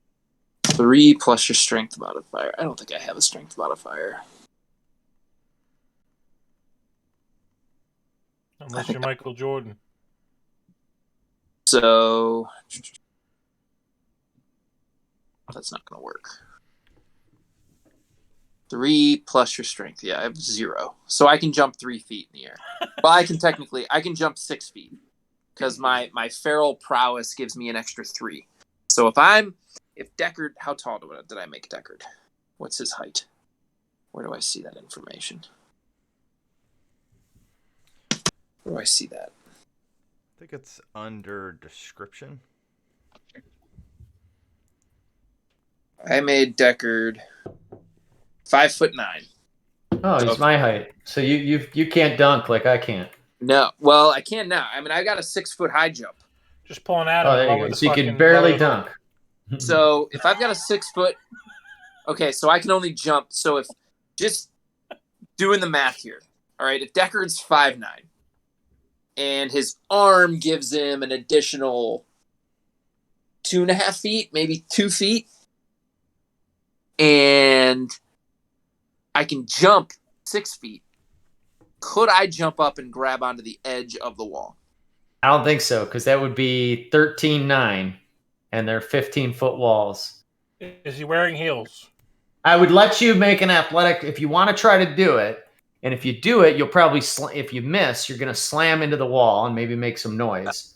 But if you do it, I'll give you a 15 DC athletics check to try it.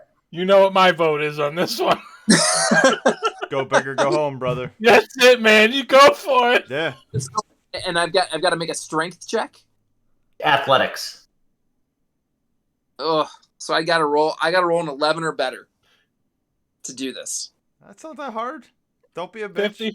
Life's 50-50, brother. Either you do it or you don't. Yeah. All right. So Deckard rolls up. All right. So what? Before I do that, what do I see? What do I see at the gate? So the closest gate. I'm logging in here. Yeah. So as you're logging in, I'll explain. So you know, there's little houses and stuff and outposts and tents and stuff outside of the gates, which is just like, you know, poor people and whatnot.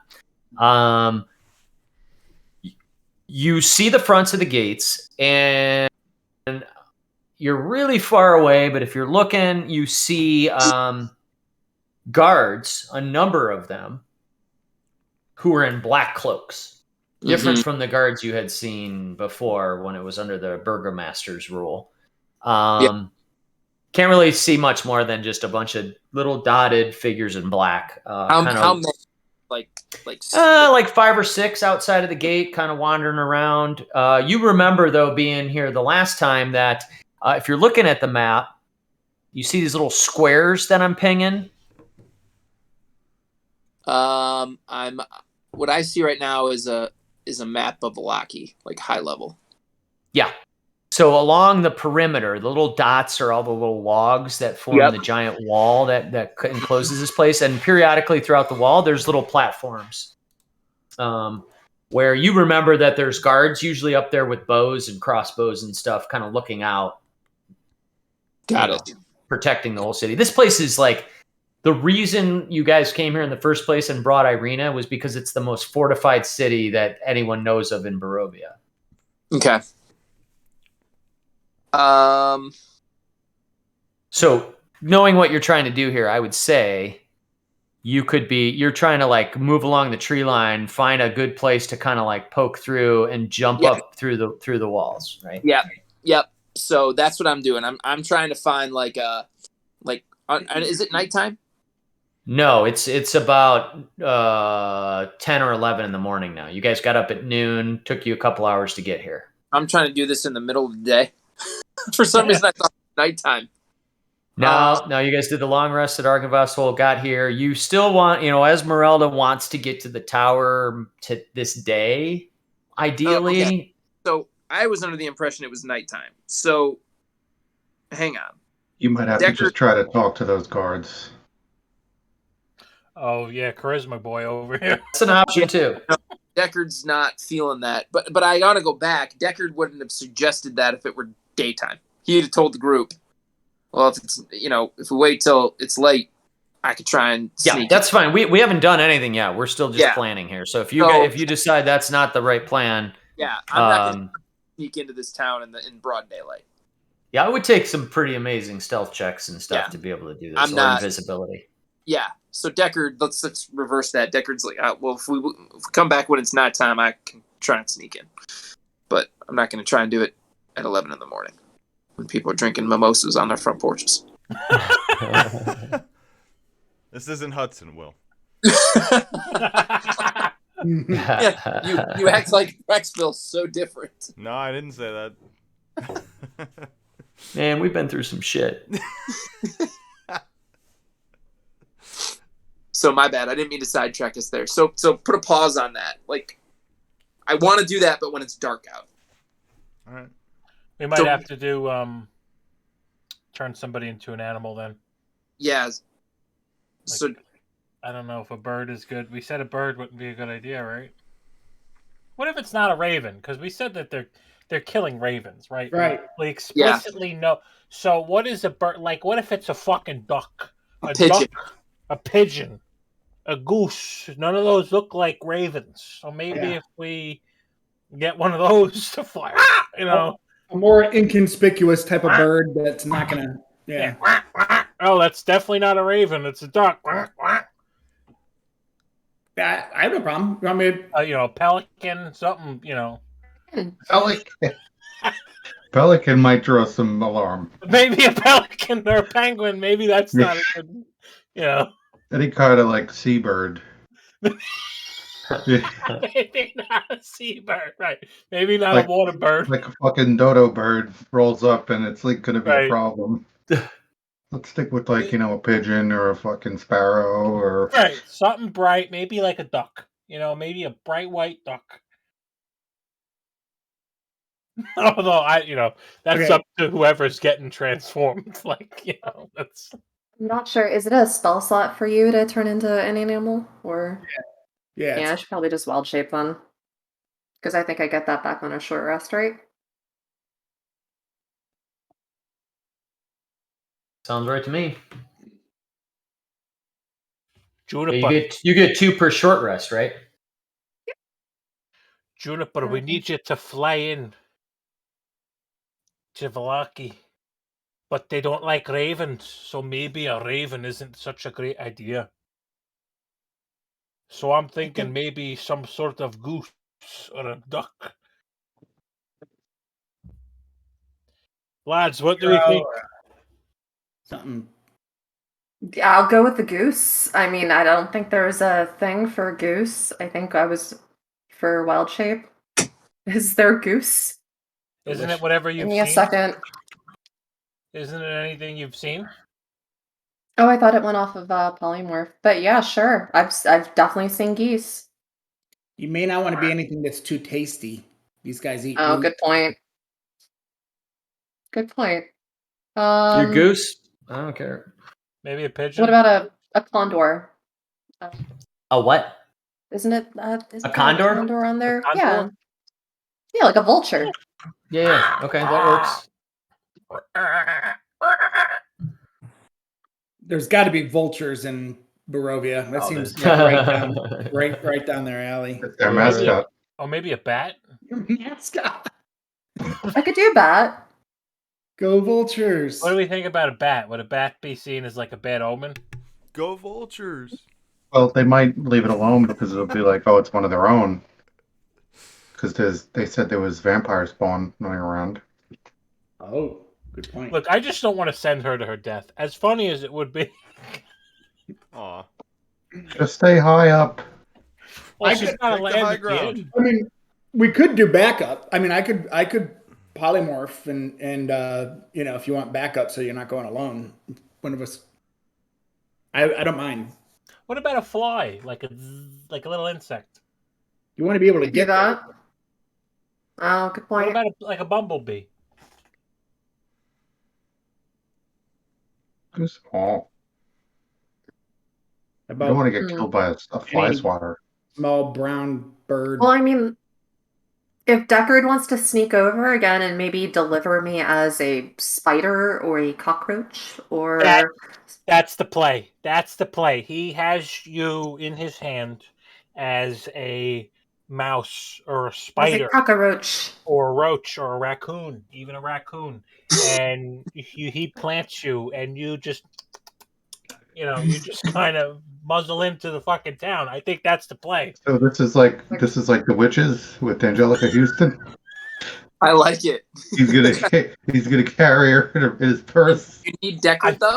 I think she can sneak up and then just transform and then. Well, she'll have little feet because she's like tiny. So like, Yeah, tiny feet. you have long legs. You have quite the stride. People have said. So maybe Yeah, and if we get caught, you're charismatic, right? Yes, I can always talk us out of the situation. yeah, and she's a gnome. Like if they see a gnome, a forest gnome, they're gonna be like, "What the fuck is this?" And she's gonna be like, "Want to see my rocks?" And you're gonna be like, "Well, my grandmother made peach pie once, and that would be better than the rocks." What are we without our rocks? Yeah, right. She's like, My- "Want to see my rocks?" My mama used to put rocks in the driveway, and Right. I mean, you could talk yourself out of a paper bag if you have to. She ain't got no hope talking about the fucking rocks. so are we going? Are we Know going your to strengths. black?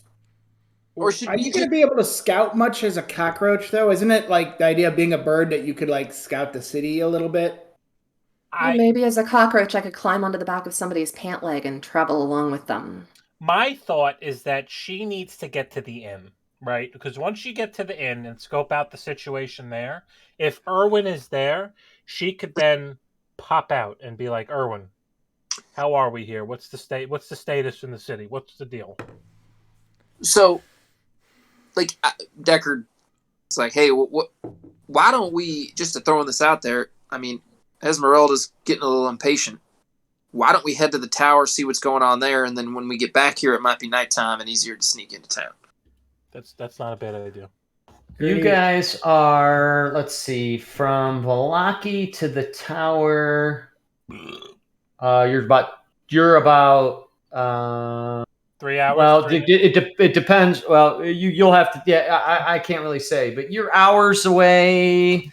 Maybe it's quicker or shorter to go the path route. Maybe it's longer. You'll have to see. We I could don't- even leave him a note if we wanted to, if we're hanging around there, he's not there, whatever, and just say, hey, going to town. Hang tight, Ricky. Well, look, there's no deadline Ricky. on when we have Rick. to get to Valaki, right? There's no timeline. I gotta We reset just- my camera. Hold on. We just want to get there because we're unsure about the status of the city, but there's no deadline. There's no ultimatum that Right. we're trying to beat. Right. Right. There is That's no why I kind of ultimatum. feel like we're going to miss a window here. Right. So let's go towards the tower because God forbid anything happens on the way and we get delayed by some merchant or some ambush or something.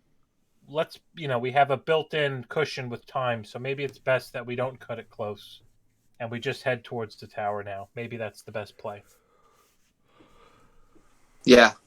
I agree.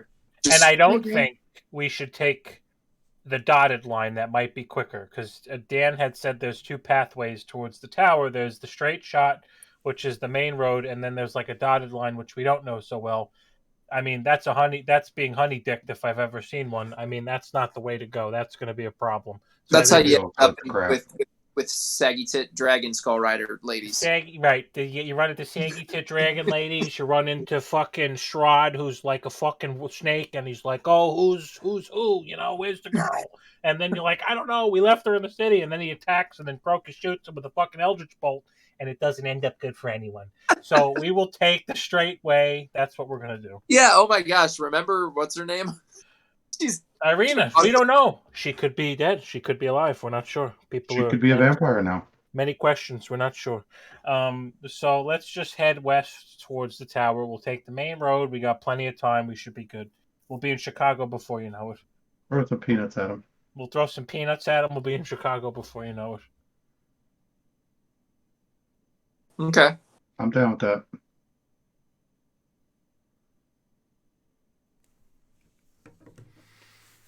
Did we lose Dan? He might be had to dead. go pee. Remember when we ran into Strahd in like the woods, like at night, and Crocus is like, "So I cast Let's Eldritch kill our Bolt." friends. He's like, "I guess I'm gonna cast Eldritch Bolt." What do you think that's gonna do? The level 6 warlock. Right, to the level 15 NPC boss guy of the realm. Dan was the guy that tried to go do like Hogger at level like 7. Right, with the shovel as a weapon and fucking full pants. All right. So I heard the plan. We're leaving here. We're going to where we think the tower is on the map. Not We're the not dotted taking- line. Not taking the dotted line. No, people have said it's not good. It's not All right, so it's 11 a.m. now. I will say, you guys, so you travel along the road, and now you're starting to head up towards this. I'll ping it here. This is new territory for you guys. You haven't been this way before. You haven't been. I don't believe you've been up this way. We'll see. Can't remember. And you come to another crossroads.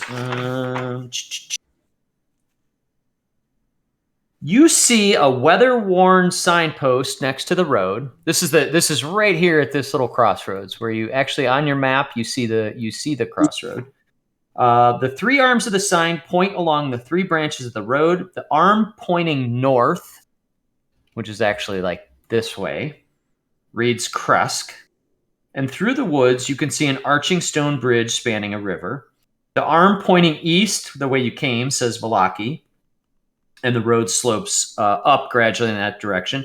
And the arm pointing southwest, oh, you have been this way, I'm sorry, reads the Wizard of Wines. So this is the way you came to the Wizard of Wines. You always went this to the south to get down there. And at this point, to the north, you didn't notice it before, but now that you see it on the map and Esmeralda has confirmed it, there is a worn sort of foot trail path heading to the north. That little bit of dotted line. Can you plop us on the world map, because we're still in Vallaki and I'm having a hard time visualizing. Oh, my bad. I forget to do that. No, it's okay. I'm stupid. No, it was my fault. I thought we were on this map. So what I was stupid. trying to explain is this is where you're at. So you're right here, is what I described. And you see this little bit of and if you zoom in, it'll be a lot easier, but you see that like little bit of dotted line that goes up to that tower. That's where you notice there's a path through the woods. Yeah, so Thoradin sees that footpath and he sees how do I see how it's a little faded maybe on visually? Do I see that? Yep. So I see that and I say, I don't know, lads. It seems a bit untrustworthy and faded. I say we keep to the main road that we can trust. We have a timeline and an ultimatum. Okay, well let me clarify. So there was this path that was all untraveled territory. You guys went this way. Right. And now there is a little bit of road, or you're going off road and to get to the tower from this Did we point see north. the tower from the path? You don't see the tower from the path. Okay. You So just are know we- you just know its presence from the map, I guess. So then, retconning that, I would say this path to the north, lads. I don't know where it leads. We haven't taken it before.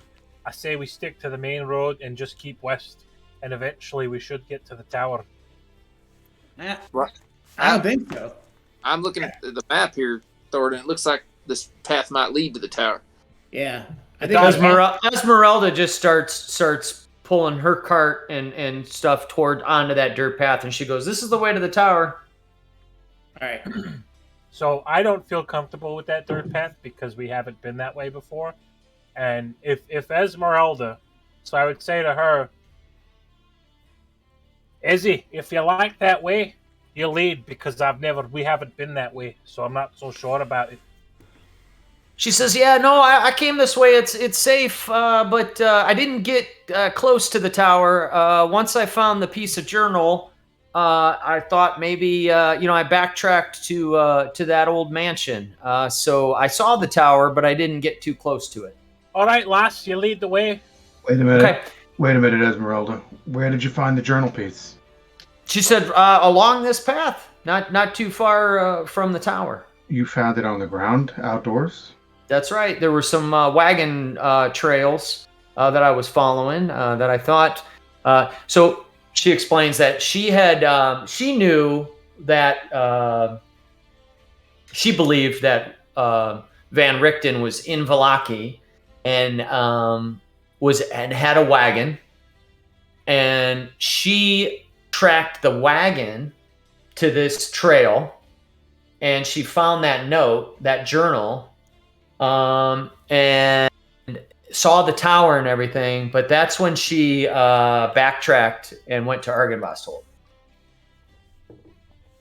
Okay. So she saw the tower, but it's she explained to you last time that it was like across like a causeway on this lake and everything, and she didn't see it. It was just like a dark tower and no other evidence. But when she found that note, yeah. Oh, she was getting chased off by the Vistani. The Vistani that you guys. That's why she backed. That's why she kind of button hooked and went back, because that Vistani that came and pissed on the thing and everything. She was tracking them. That's why she ran to Argynvostholt.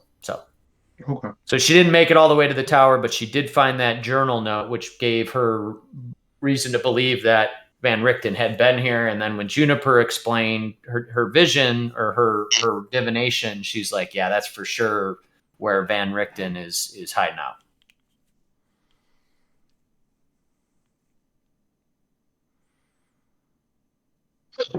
So she pulls the cart towards that tower. Is everybody following? Yeah, follow. Yeah. Okay. All right. So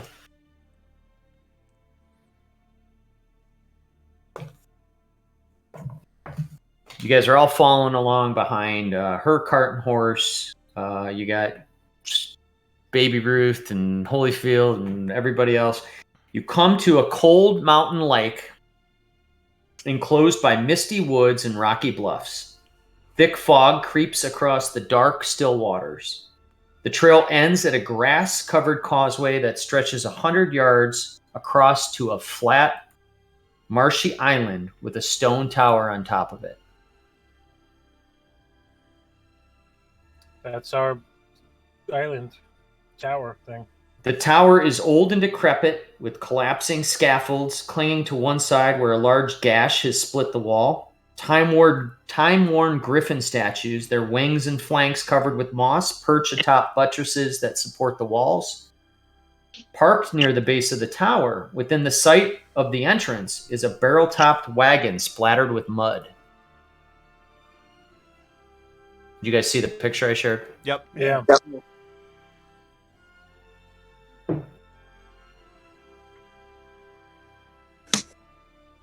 All right. Is we'll this take- Strahd's summer home? That's what Doug said. Yeah. And if you scroll to the bottom of that map, you'll see where you're at. And that's the tower, and you see the wagon. Tower's about 80 foot tall. Looks like it has 3, 4, 5 stories, maybe. There's a slate tile roof. There's arrow slits kind of up on the upper floors. And again, you see that scaffolding kind of around side. It's where he keeps his side pieces. Those stride bitches. And you do see this wagon out front. And Esmeralda says, she goes, well, that wasn't here before. The wagon wasn't there before? Right. Oh. Maybe he's here. Did he have a wagon like that? Do you want to look at the wagon? I was just asking Esmeralda if does that look familiar though? She says, well, it's not unlike him. We definitely, often traveled by wagon, and you look at it, and it's very colorful, very, purples and reds and gold trim and stuff. It definitely looks like someone that was, traveling as a carnival man might be riding around in. I was going to say, we heard that he was a carnival man with Check the it monkey. out. Yeah. So under layers of mud, the wagon sports a fresh coat of purple paint. Its wheels have fancy gold trim. A brass lantern hangs from each corner, and red drapes cover a tombstone-shaped window on each side. A steel padlock secures the back door, hanging from which is a cheap wooden sign that reads, "Keep out." Crack it open. Can I look in the windows? You could, yeah. The windows are, they're covered. They have like these little red velvet curtains that are kind of drawn, so you can't really see into the wagon. There's a door on the side of it.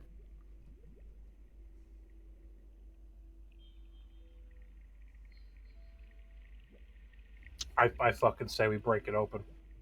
I'd say Ragnar goes up to it and just knocks on the side, just to see Fair. if there's That's anything fair. in it. That's fair. Okay. Yep. You knock on it, and you don't hear anything. All right, crack it If open. somebody was trapped in there.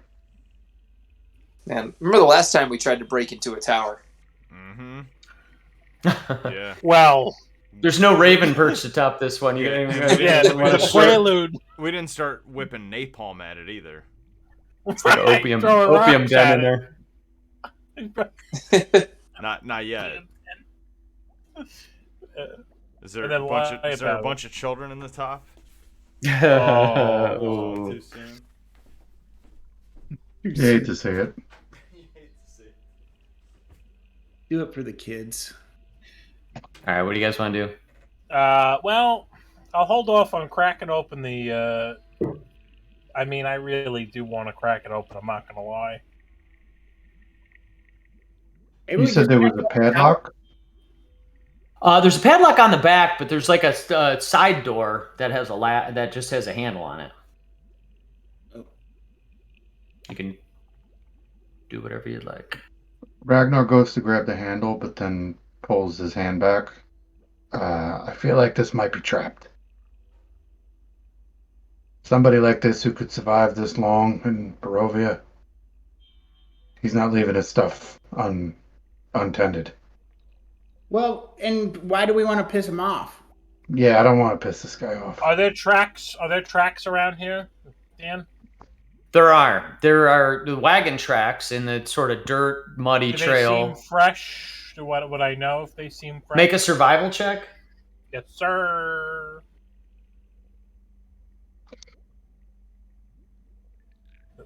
An 8. You know that they're. All you can tell is that they've been made within weeks. So Days, Thornton weeks. walks up to the tracks in the ground. He kneels down and he puts his hand over them and he says, "I'm very good at tracking, lads. I can tell that these tracks have been from the last few weeks, lads. I know that I can tell you that. I know that much. I'm very good with tracking, lads." Ragnar goes, big brain time. Us dwarves are very smart, Ragnar. You know this better than most. I'm going to walk up Are there to any the, plants to the around? front door. I'll go with you. Amber, what'd you say? I was asking if there were any plants around. Any plants? Not any like. This is sort of like a It looks mossy like a or marsh. like a swampy, marshy. Yeah, there's solid ground here and stuff where you're at. I mean, you came across the causeway, kind of like narrow part where it bubbled out and the tower is, and it's sort of surrounded on all sides here with a lake. But yeah, no like significant plants, like no trees or anything kind of growing around here. Real grassy and muddy. I know it's just like an image and a picture and stuff like that, but is the thing actually lit up too? Are there lights inside? The wagon? No, the tower itself. I'm sorry. Oh, that image? No, it's not. It's dark.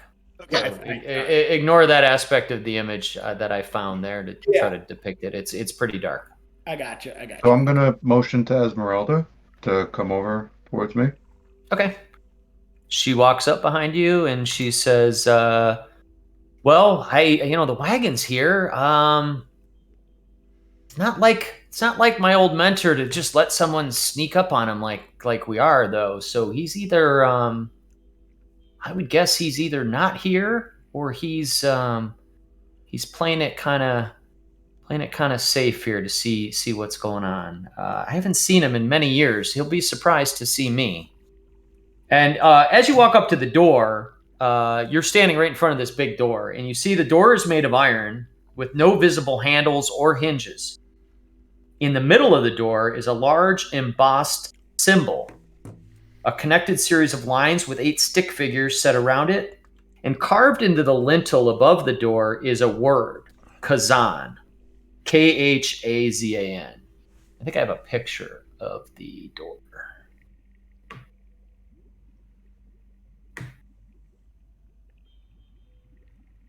Yeah.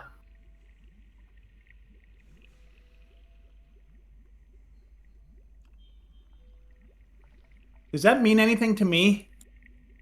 Which? The symbol itself? The symbol. Or make an arcana make an arcana check. Arcana. Or history or whatever, whichever way you're kind of looking at it. Like if you're looking at it to be I rolled a 20, so 29. 29. It's so you study it really well, and you're absolutely certain it's not a symbol you've ever seen before. Looks like people. Looks like people doing a dance.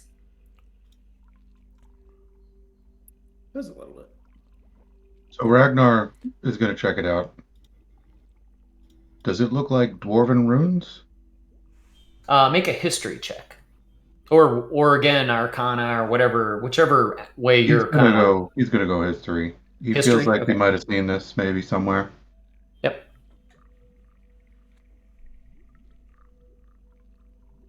26. Another great roll. You're absolutely certain this is not anything related to dwarven runes or really any other sort of anthropological, thank you.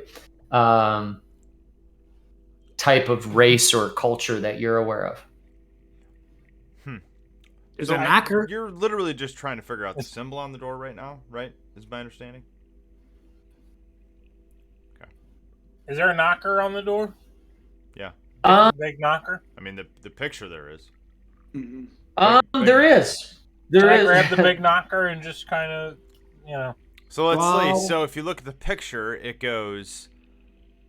Wait, 1, 2. Oh no, that's not like a regular clock. Does that There's disc a thing- path though that you follow, but maybe Does if you it- follow that, it'll just turn the door into an animated object that we'll have to fight. What's the Elvish word for? Does that thing spin? Bardock. Does it spin? Can I spin it? Like, Do you want to like see if it rotates, or you hitting the knocker, or what are you doing? Let me put my hand on it and like do one of these, like see if it rotates. Okay. So you grab the circular part and see if it starts to shift. The moment you touch Oh, the shit. circular panel, Roll initiative. electricity starts to arc around your hand, and Yeah. blasts out at Spargle, Ragnar, yourself, and Esmeralda. So I need all of you to make a dexterity savings throw. Oh, I fucked up real good, huh? You don't know. Oh, And if you have, I'm sorry, if you're wearing metal armor, you roll that with disadvantage. Oh, good. Oh, good. Good. Is it magic related?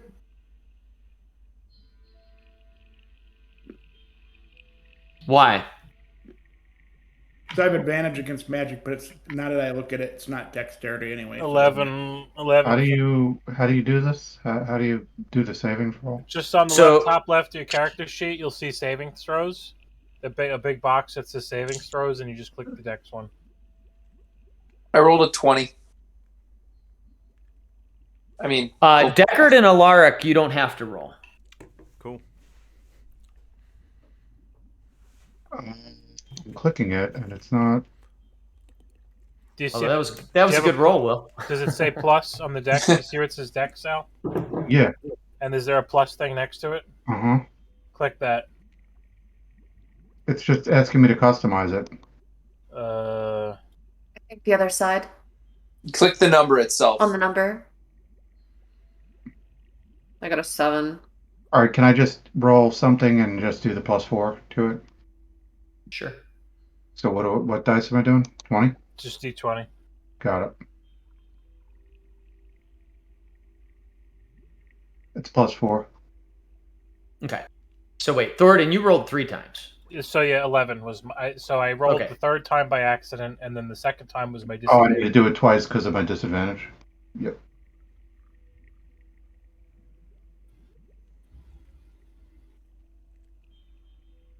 $19 and $20. Okay. So Ragnar, you saved, but everybody else failed.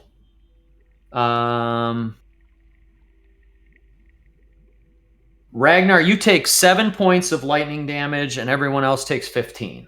Oh, good job, Matt.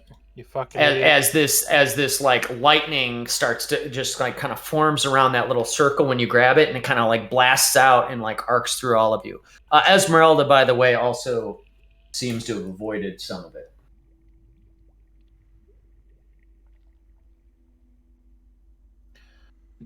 Let's Well, not I touch guess- that again. I guess somebody wants fried dwarf on the menu.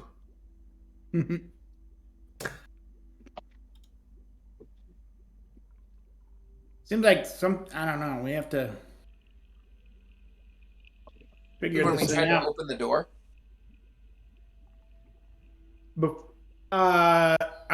Spargle takes a few steps back from the door with that suggestion. Deckard starts to circle the tower a bit just to get a lay of the land. Like, is there windows or anything like that? Yeah, so there's no real windows at this floor. There's a scaffolding around the west side, and then on the third, fourth floor, you can't really tell how many floors this thing is. There's some arrow slits way up there. If you kind of circle around the west side and look at the scaffolding, you see that it's rotting wooden beams, support scaffolding which groans and creaks in the breeze. A series of ladders and platforms lead to a hole in the northwest wall on the third floor. And then there's nothing covering that hole. Nope, just an open hole on the third floor. And the scaffolding leads to it. Yep. On the I guess that's the east side, Dan, of the tower. I'm just gonna kind of circle around the east side of the tower and then like just check out the walls and the area there. Is there anything? Nope, that side of the tower is just stone all the way up. Juniper, the scaffolding looks kind of unstable, but Did you want me to give you a boost? Well, I was wondering, you were Spargle. You're kind of small folk. You head on up there and see if you can't climb that scaffolding up to the hole, or maybe even turn yourselves into like spiders or something. Sneak your way in there. Turn yourselves into spiders or something.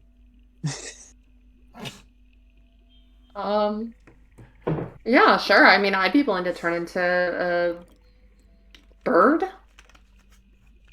Or that, It seems like the easiest way to get in and out. Yeah, I was thinking What was something. that? If you were something real small, like a bug, you could sneak around in there for a little bit. Okay. Who puts a knocker on a trapdoor? Doug Yeah, said. he's right. I mean, really, he's absolutely right. This guy's an asshole. That's funny. I don't want to be a spider. I don't know what Have you're we talking about. have we I- actually I knocked would- on the door I'll though? argue that you want. I'd rather be a sausage. Yeah, let's try knocking on the door. We haven't even tried knocking on the door yet. That's true. Yeah, let's knock. Who wants to touch Dan's it? gonna go. How many times do you knock? So I'm walking away from the door when I'm walking very far away. Okay. You I'm touched not the a door actual knocker. circle, Okay. though, right? I Matt? did, but I'm still a little worried. Whoever has metal armor should probably step away. Jennifer steps up to the door and she gets up on her tiptoes and she grabs the thing and she gives it one swift rap. Okay, make a dexterity saving throw. Oh no!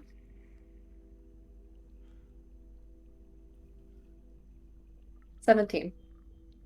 Okay.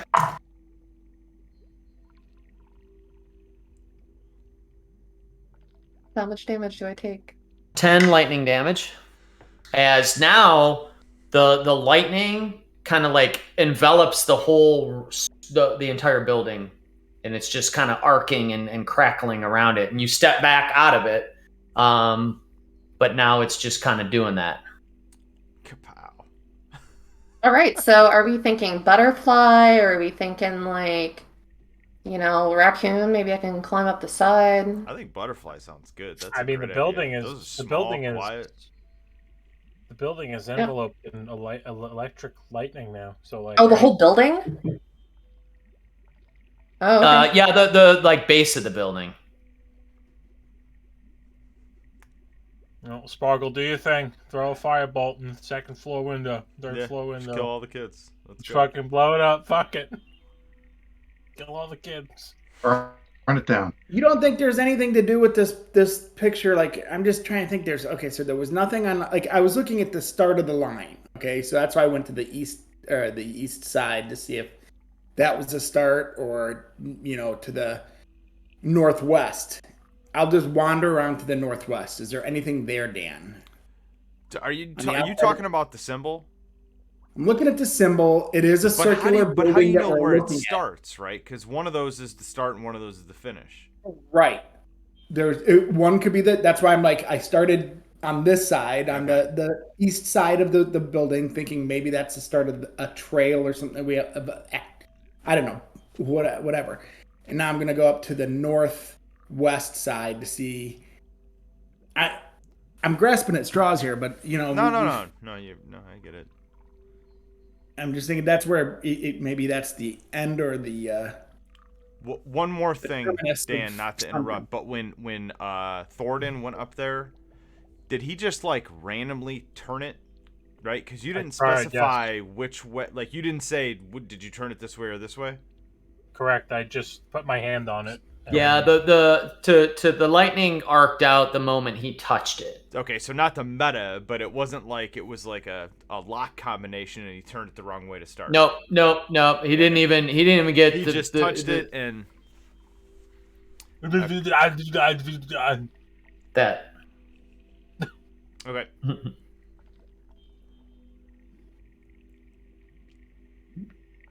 Nothing there, Dan. Nothing different. No, you kind of go around the whole, tower itself, and it's what I described before. It's kind of a rickety stone tower with a little bit of that scaffolding around it, but otherwise, pretty much intact at these ground floors. Some open like arrow slit type things up above. Okay, so you guys think that maybe Sparkle has lost his mind, and he goes up to the northwest side of that tower and goes like this, And then he runs down to in front of the door, goes like this. Runs to the north, goes like this. Goes to the west, goes like this. Basically following that pattern of things with gestures. Okay. And then he comes panting back after he does the last thing on. All right, I'm sorry. Explain to me exactly what you do again. Basically, see those like gestures, basically? No. So I think So- on the tower door handout, I think he's We're doing in the each, where the numbers would be. right. Mhm. He's going to each position, and then he's doing the gesture of each position when he Mhm. gets to that coordinates. So he's going northwest and then There's south, one like the first Then one. north. and- then yeah. west, and then across up. He's following the whole sequence. Okay. So when you so you go to the northwest and you do what? Show me. Okay. And then you go to the front door and you do what?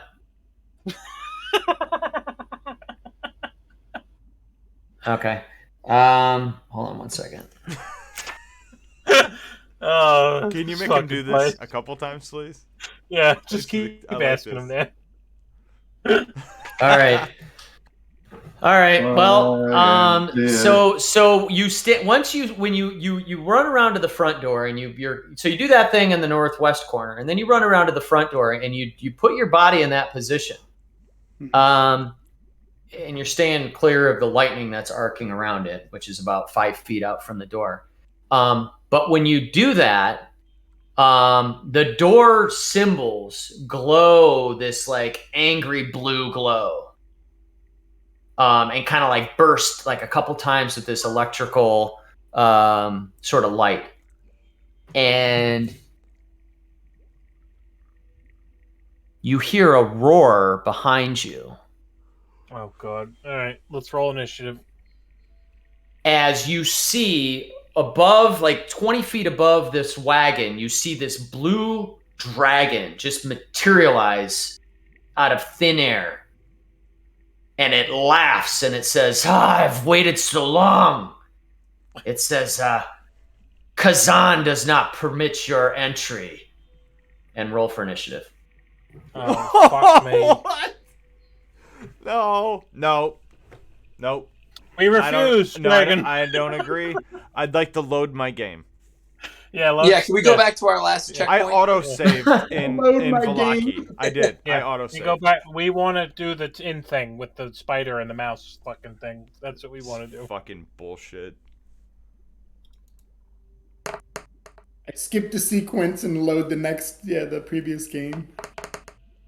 Kazan is coming at us. Fucking fat blue dragon. Fuck. But we got the blood spear of Kavan. If that Well, means bro, anything. we got the +2 greatsword of destruction. There it is. Yeah, pull that bitch out. Time to put it into action. I call it Storm Herald. I require. Ooh. I got a partial jump from that. Storm Herald. I like that. Ooh.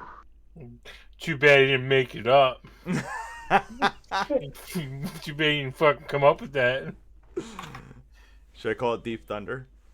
I'm just gonna call it Sulfurous Hand of Ragnaros. No, that's not good. That's not good. That's not good. All right, we got some boss music. Actually, you hearing anything? What if I choose not to fight? You don't have to fight. What a Crocus question, right? What if I choose not to fight? What the if I don't dragon? want to fight the dragon? I just want to talk to the dragon after I killed all his friends.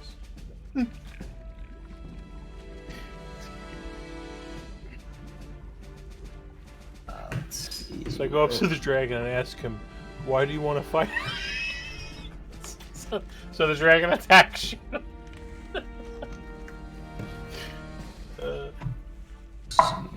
Give her a 16.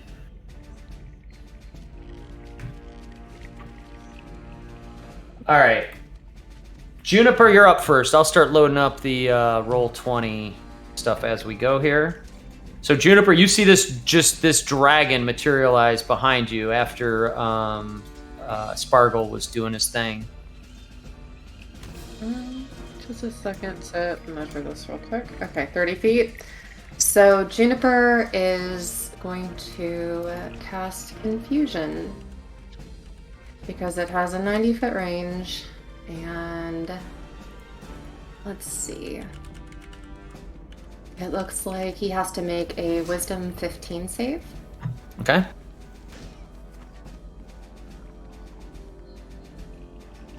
He failed. He failed. Okay. Haha, you dumb fuck. So. Okay, so I have to pick a place, so it's actually like a range thing, so it would affect anybody in it. So I picked a spot further out, so it wouldn't touch my party. An affected target can't take reactions and must roll a d10 at the start of each of its turns to determine its behavior for that turn. And at the end of each of its turns, an affected target can make a wisdom saving throw. If it succeeds, this effect ends on the target. Okay, so at the beginning of its turn, it'll have to roll a d10 and you'll tell me what's up. Yep. Got it. And then at the end, it can roll to unconfuse. It'll roll another save. Okay. I don't know what's going on with my roll 20. I'm not able to add these in here. But Ragnar, okay, is that what? Anything else you can do, Juniper? No, I think that's all Juniper's gonna do. Okay. Ragnar? Okay. So, how big is this thing? It is pretty massive. It is a huge creature, so it is as big as it looks like on there. It's as big or bigger than that wagon. It's about, About 20 30, feet. 40 feet long. Oh wow. It's a massive creature. And it's blue, right? It's not a metallic color. It's blue. It's blue. Okay. And does it look ethereal or does it look physical? Can I tell? Make a perception check. Okay.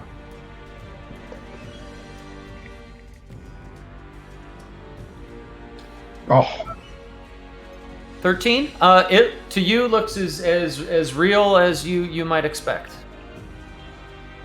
How does resistance work, Dan, as far as to a certain school of magic?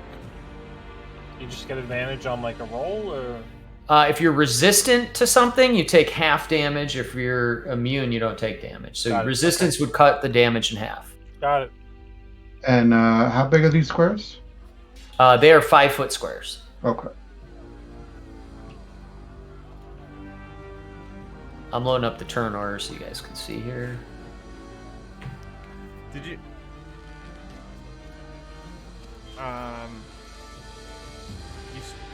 You saw I rolled a 18, right?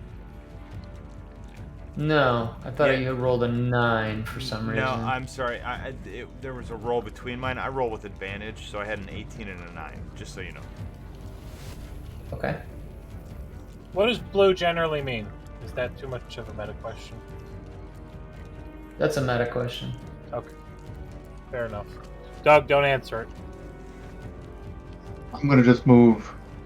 Right there. Okay. That's all I'm gonna do for now.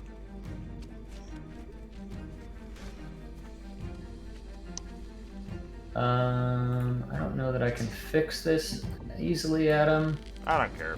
You can just give me the 9 then. It doesn't matter. That's the end of the world. Okay. I should have told you something.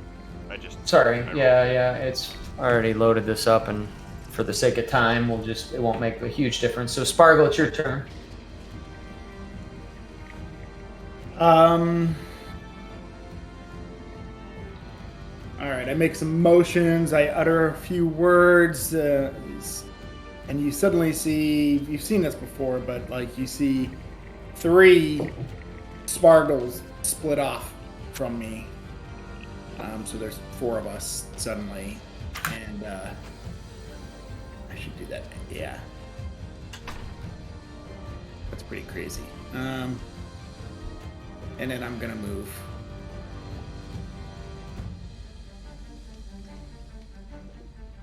Like that. Let me just move these ones around. Sure.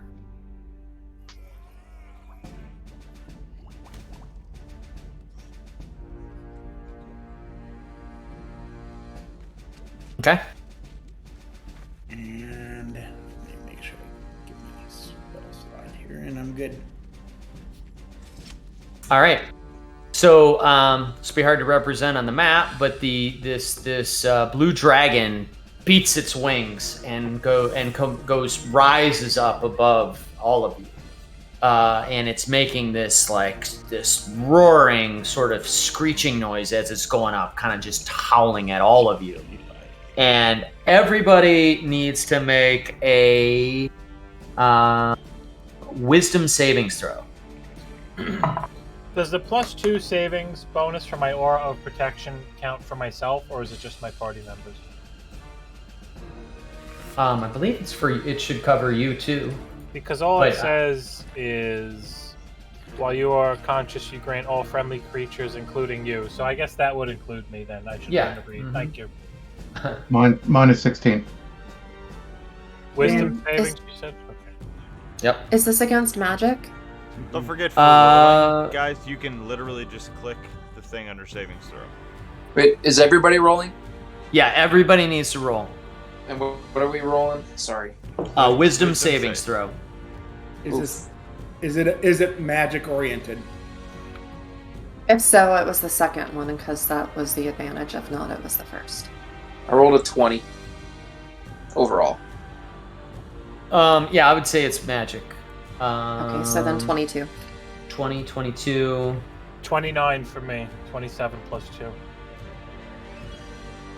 26 for me. Jeez, oh man, you guys. We are not stupid. One thing about us. All right. Thoradin 27, Juniper 22, Deckard 29. 20. Okay, 29. Sorry. Spargle had a 26. Yep. All right, what about Alaric? 7. A 7. And I suggest you Deckard, hit, what'd sir. you have, Deckard? 20. I'll stay. Oh, 20. Her 16 beats your 7. Blackjack. Okay, did I miss anybody? I had I a hate to 16. nitpick. You had a 16? Is this the beginning of its turn? Or is Yeah. this like a reaction? Doesn't it have no, to it's- roll the d10? Because Oh, yeah, it's sure. confused? Yep. So I mean, not that what it is would have mattered. It looks like we all passed, but... it rolls the d10? Uh-huh. Okay, a 9.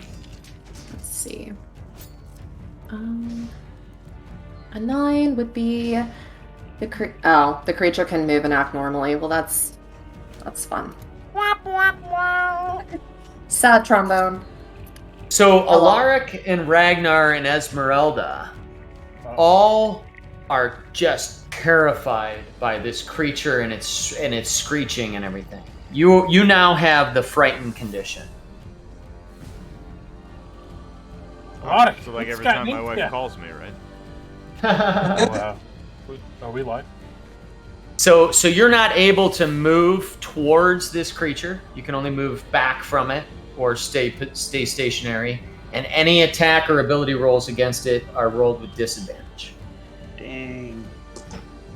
Now, at the end of each of your turns, you can try to roll that again.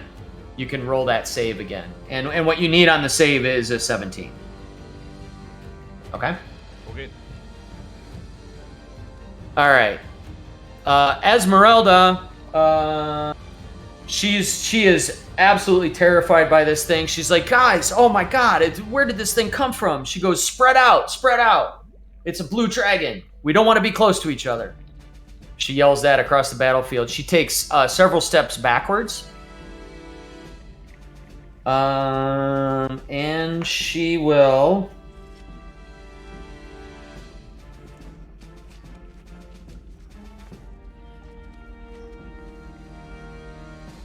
she will cast a firebolt at the creature.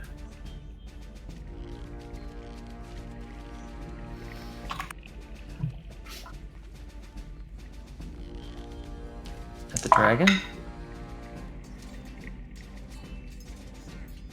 and it goes flying sort of off to the side of it and sort of misses. Deckard, it's your turn. You are not scared of this thing. You didn't get as scared as everyone else. Spargle like split out into a bunch of different versions of Spargle as this blue dragon like flew up into the air.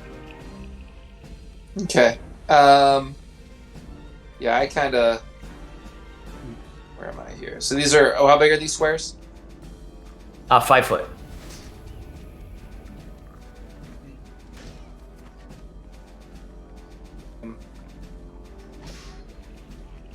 Yeah, Deckard takes a step back to here. And I'm going to pull out my heavy crossbow. And light it on fire. So I take some damage. D6.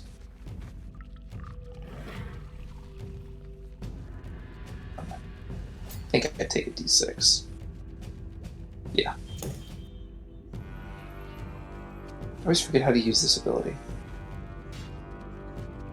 Got it, yep. So, and what color is the dragon? Blue? Blue. It's blue.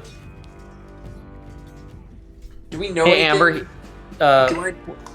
Sorry, Amber. He was able to roll something again as a save after that effect. He was, but I don't know how to. I interpreted that the fact that you rolled a 9 or 10 and you act normally is it kind of breaks that, maybe? No, I think it still sticks with him, and he has to break it each turn. So what was the okay. DC? The DC 15, I think.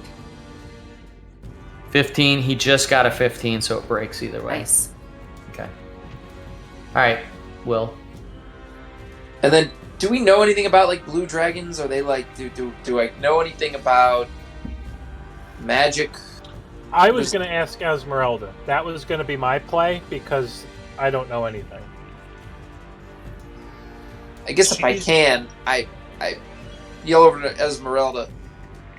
Hey, would this guy get hurt more by fire or by ice? She says, "I'm not sure. I know he'll be blasting lightning all over the place, and the closer we are together, the worse it'll be. So, but either way, I don't know." So I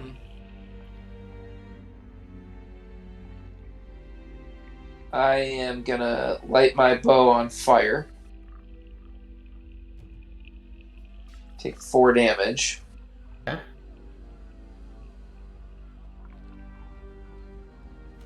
And I shoot him. All right. A crossbow, my heavy crossbow.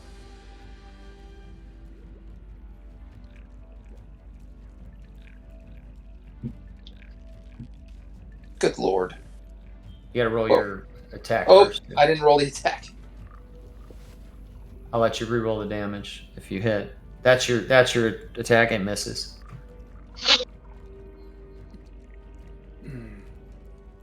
Unbelievable. A plus 11. And I miss. You rolled a 3. All right, Thoradin, it's your turn. Wait, If I this have one thing's more. I have oh, one okay, more. sorry. Yep. Try Yep. one more time. Yep. What the hell? Wow, Sake. that's a miss. That's a miss too. In case you were wondering. All right, Thoradin, it's your turn. Okay, so Thoradin is going to Misty Step 30 feet. Okay. Thoradin's going to Misty Step 30 feet. So you can move 6 squares. Yep. This, according to my measurements, is 30 feet on top of the fucking wagon. Okay. You can't. I mean, I don't know if you can climb up onto the wagon and all that, but How high is the wagon? Yeah, it's about 6 feet from the right. ground up to the top.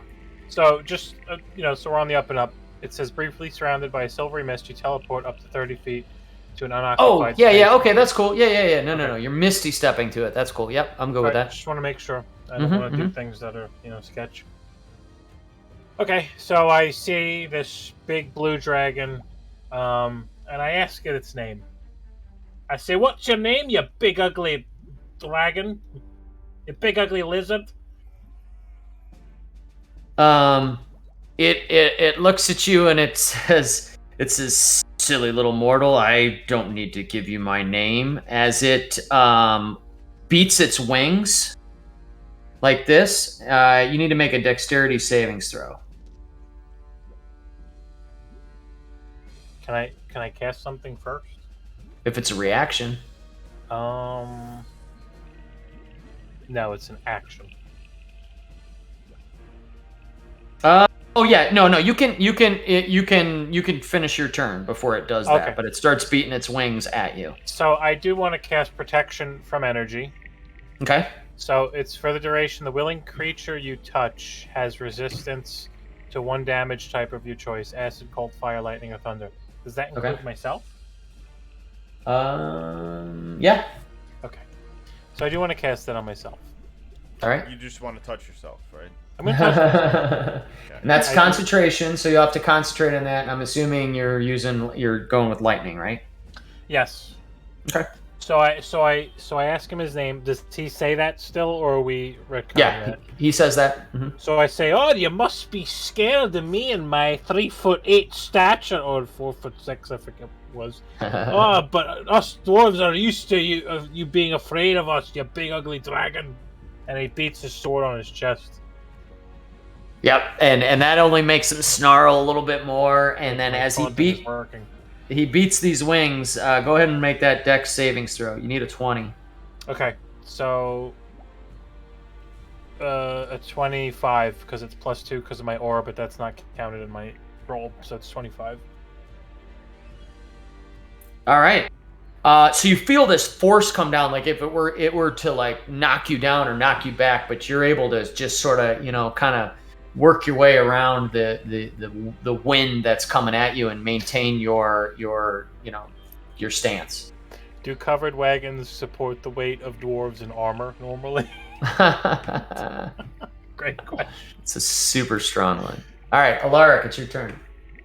Okay, so refresh my memory. I'm basically frightened, right? Yes, Like yes. So I can't move towards him, or right, and you'll have disadvantage on your attack rolls against it. but I can try to attack him. Yep. Can I just? I don't know how it works. Can I start with trying to break free of the grasp? No, at the end of your At the turn. end of my turn. Uh-huh. Okay, and I'm 25 feet away from him. I believe so, yep.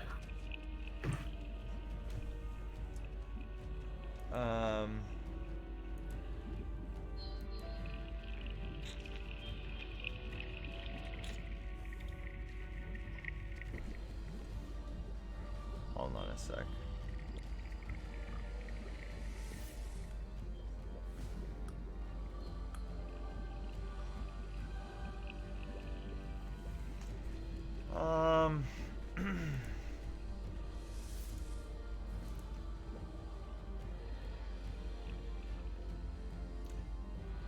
So, I mean, without moving, I mean, how high up in the air is he flying? I mean, how much does that distance affect me? It's about 40 feet off the ground now. Okay, so he's much further than 25 feet away from me. Right? Yeah, I mean, there's some trigonometry there, but he's probably, 40 feet up and 25 feet out, so he might be, 30, Okay. 5 feet from you. A squared plus B And I squared can't equals move square. towards him? No, you can't. No, you're terrified to get closer to him. How high up is he, and how far away? 40 He's 40 feet off the ground and 25 feet from him.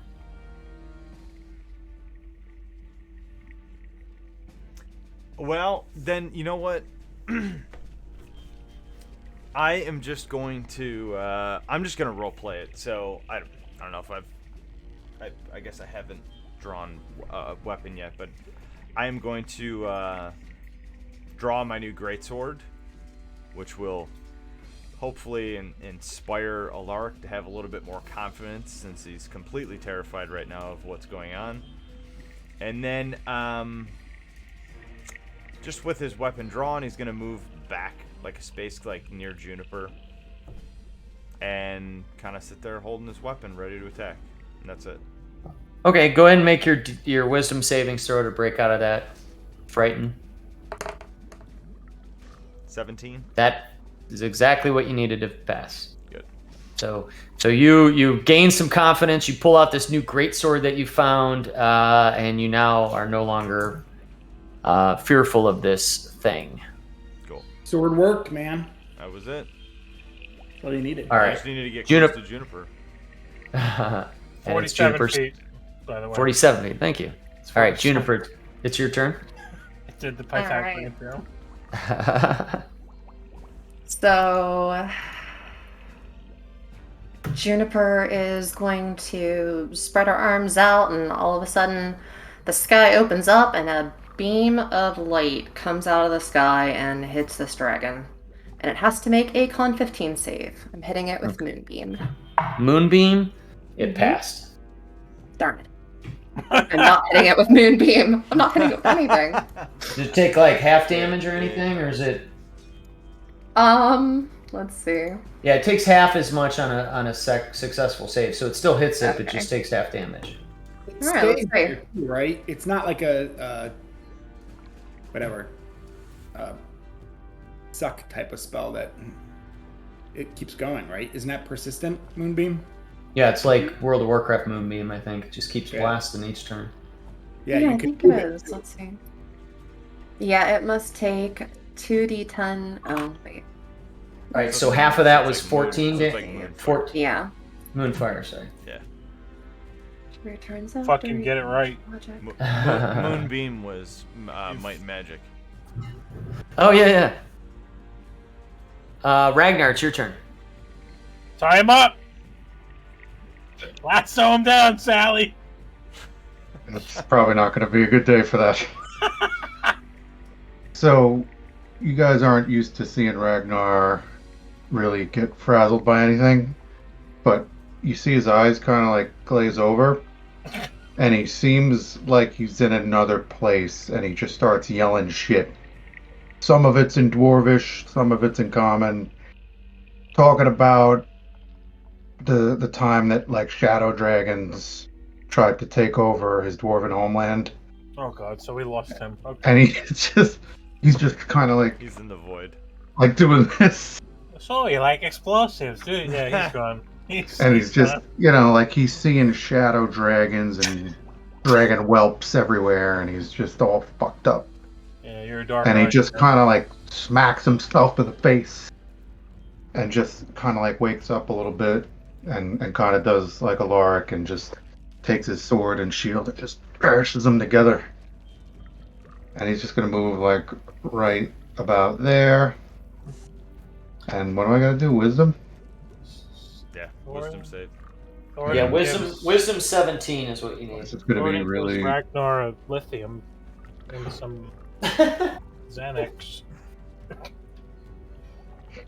Some antipsychotics. He got it.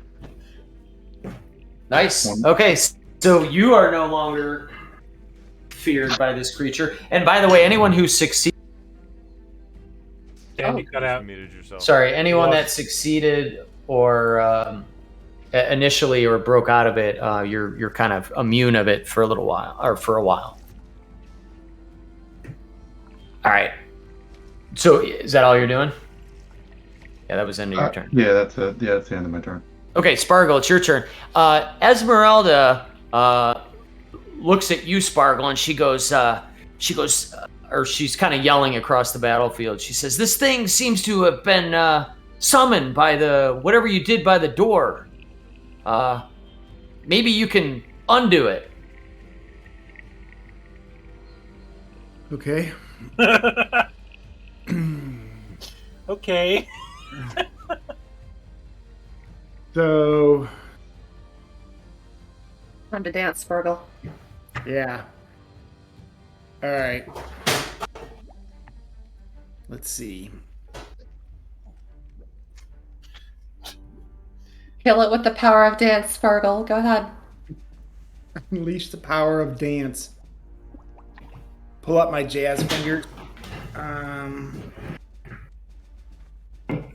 Son of a bitch, do I still have it? I have it readied.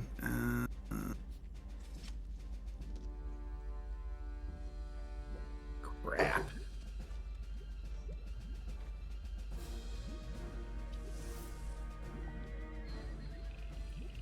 Okay.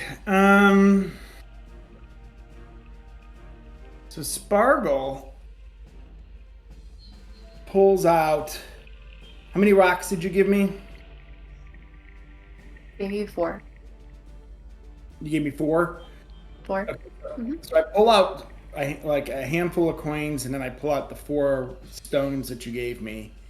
And I pull them together, and you see like I mutter something or whatever, and make some gestures over these things, and they suddenly all these little objects like flash like almost like a reddish orangish glow, and then I just throw them at the towards the dragon, and then I'm gonna take off to. I'm trying to do that 3rd station on that thing basically, so I think it looks like. Let me see which way I need to go.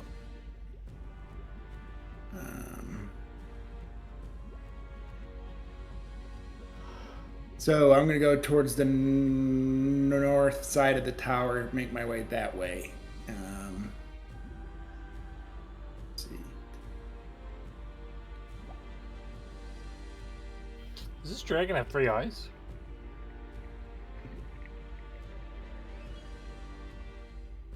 I don't know. I don't think so. Okay. Does he have pretty eyes?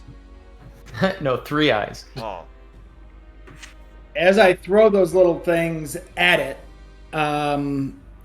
they seem to move on their own volition, and they just kind of like spread out, like around this dragon in different areas. Like I'm trying to go like around, like 1 or 2 towards its face, some of it's towards its back and behind it, and these 10 tiny little objects move like they're like alive and attack the dragon.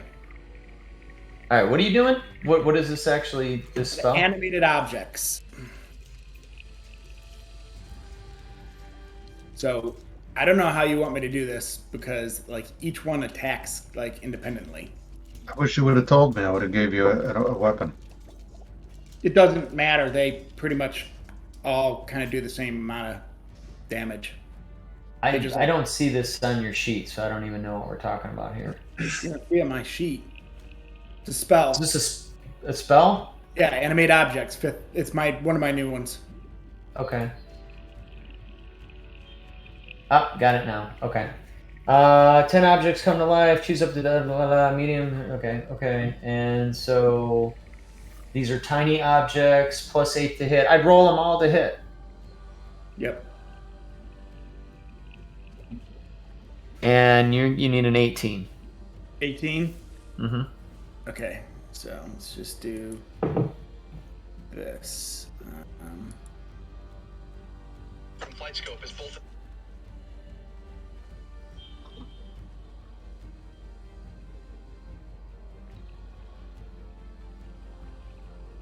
Oh shit!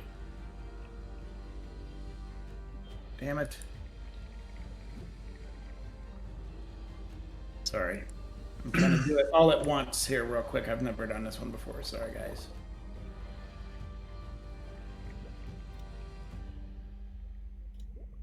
Okay. And then each one of these are going to be, what do I need to get? 18? You said? Yep. All right, so let me take a look at this here. It's the best way to do this here. Can I see the individual rolls? Shit. No. Son of a bitch. That's a pain in the ass.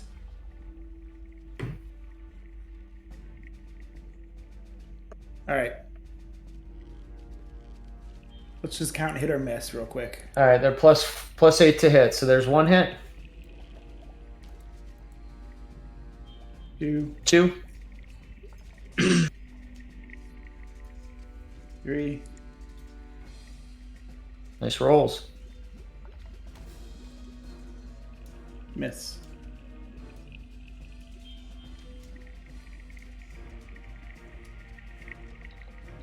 That one hits.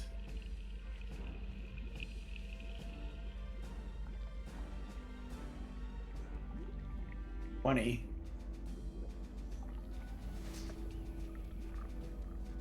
Oh, whoops, I'm at 6. That's 7. So 6 out of 7 so far.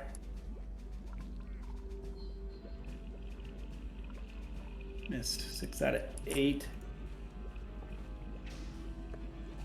I'll see if there's an easier way next time. That's a hit too. Roll 20 might be able to do it a little bit easier next time. Yeah, that's a good point. 9. All right, so 8 of them hit. Wow. All right, so that is 8d4 plus 32. So just do your 8d4. Got it. Clever girl.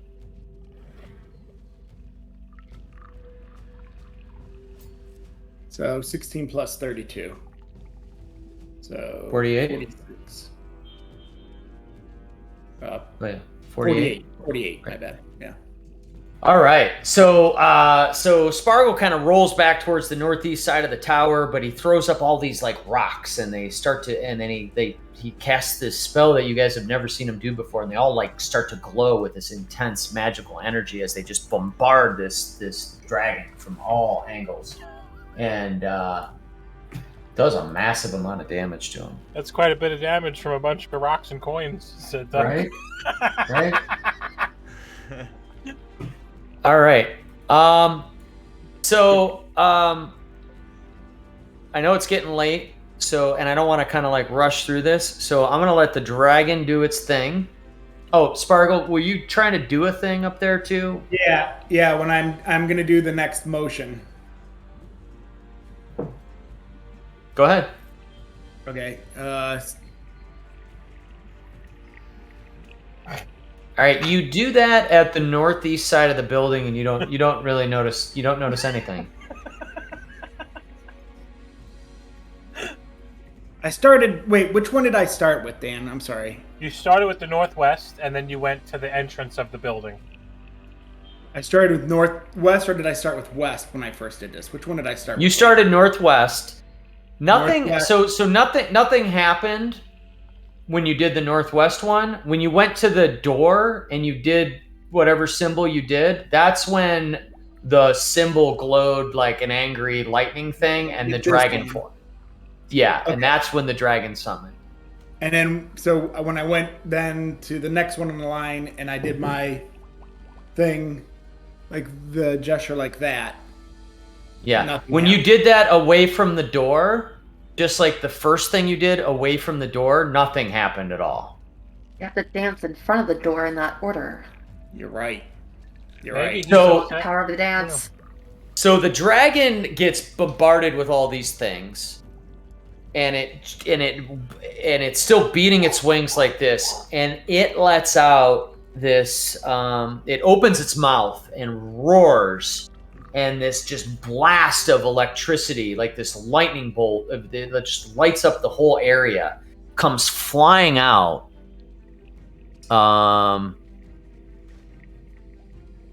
Right straight through here. So Thoradin, Juniper, Alaric, and Esmeralda all need to make a dexterity savings throw. And we're gonna end after we resolve this, because I don't want to rush this fight. We'll start mid-combat next time. 18 to Thoradin. So I think I get advantage on dex saves. Let me double check. I don't do saves much. He's really looking for the village people to sing him YMCA. That's really what he's vastly disappointed. Advantage on dex against effects that you can see while not blinded, deafened. Okay, so I have advantage on dex save, so I'm gonna roll twice. All right, what is that? Wait, what is that feature? I don't know. It says it on my character sheet. I can't find shit. It literally says it under my savings throws. It says advantage on dex against effects that you can see while not blinded, deafened. I think it's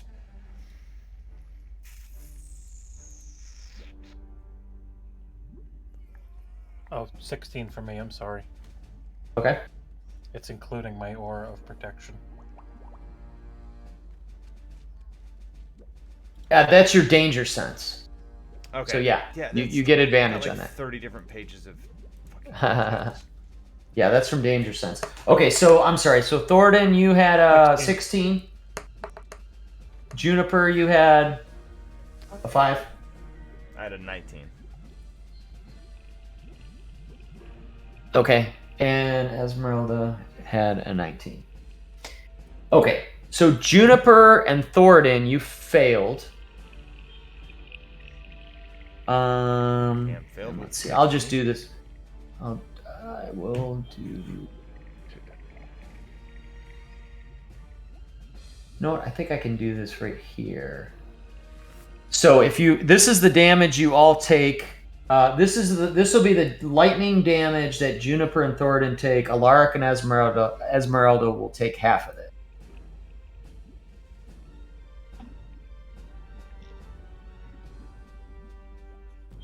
So Juniper and Thornton, you get blasted by this just arc of lightning for 54 points of damage. And I take half because I'm resistant, right? Resistant to what? Lightning You damage. have, yeah, absolutely. That's right. That's Okay. right. Thank God for that guy. Amber's totally dead. Amber's like, Yeah, I'm I negative only have- 13 right I now. only have 47 hit points. Oh no. I feel like my poor gnome no longer has a mustache. Just singed off. Yeah, you guys smell like burnt hair. So Um, I'm taking half that, you said, right? Because I succeeded. You take 27. Thornton takes 27. Esmeralda takes 27, but Amber or Juniper, you take the 54. Damn. So are you unconscious? She is prone. She got knocked off her feet, Home Alone style, and she is across the lawn. She's super dead. Why are you All right. resistant, Matt? A cool spell I got at level 9 called Protection from Energy. So as soon as I found out that this sock cucker was a lightning beast, I casted that to do lightning resistance on myself.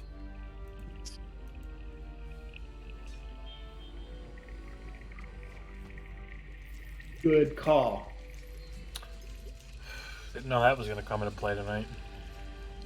Yeah, that worked out well. All right. Well, I know it's late, so I don't want to keep going on this combat, but so we'll end after the dragon's turn. It just blasted out this massive breath lightning weapon and charred everybody. You guys see Juniper go flying backwards as she kind of hits the ground, and is just smoke is coming up from her as she is not moving. And the dragon continues to kind of beat its wings and move upward in the air. Doesn't seem to be very harmed at this point, and continues to get angrier. We're not supposed to fight this thing. If 48 didn't do a dent, we're not supposed to be fighting this guy. Probably not. Yeah. And he called us mortals. That's usually not a good sign. Oh yeah, and Doug called you out on that, which reminded me that there's protection from energy is a concentration. So I think you need to roll a d20, and you need to get How often? right now because you got hit. Oh, that's right. Okay. Right. Concentration is if you get hit. Okay, Right. so that's just a plain old D20? I think concentration usually is right. It's just like 10 and above you win, 10 below or 9 below you lose.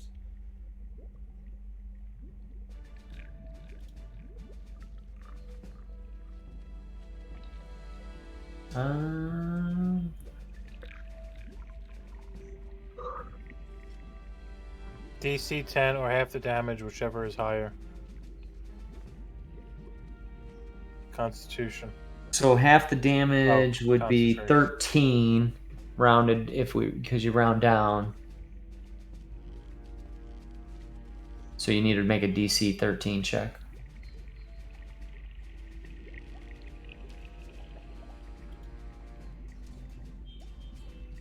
$16. Okay. Oh, jeez. And that was Constitution too, so you had your multiplier on that, So or you had +2. your modifier +2. Yeah, so you're good there.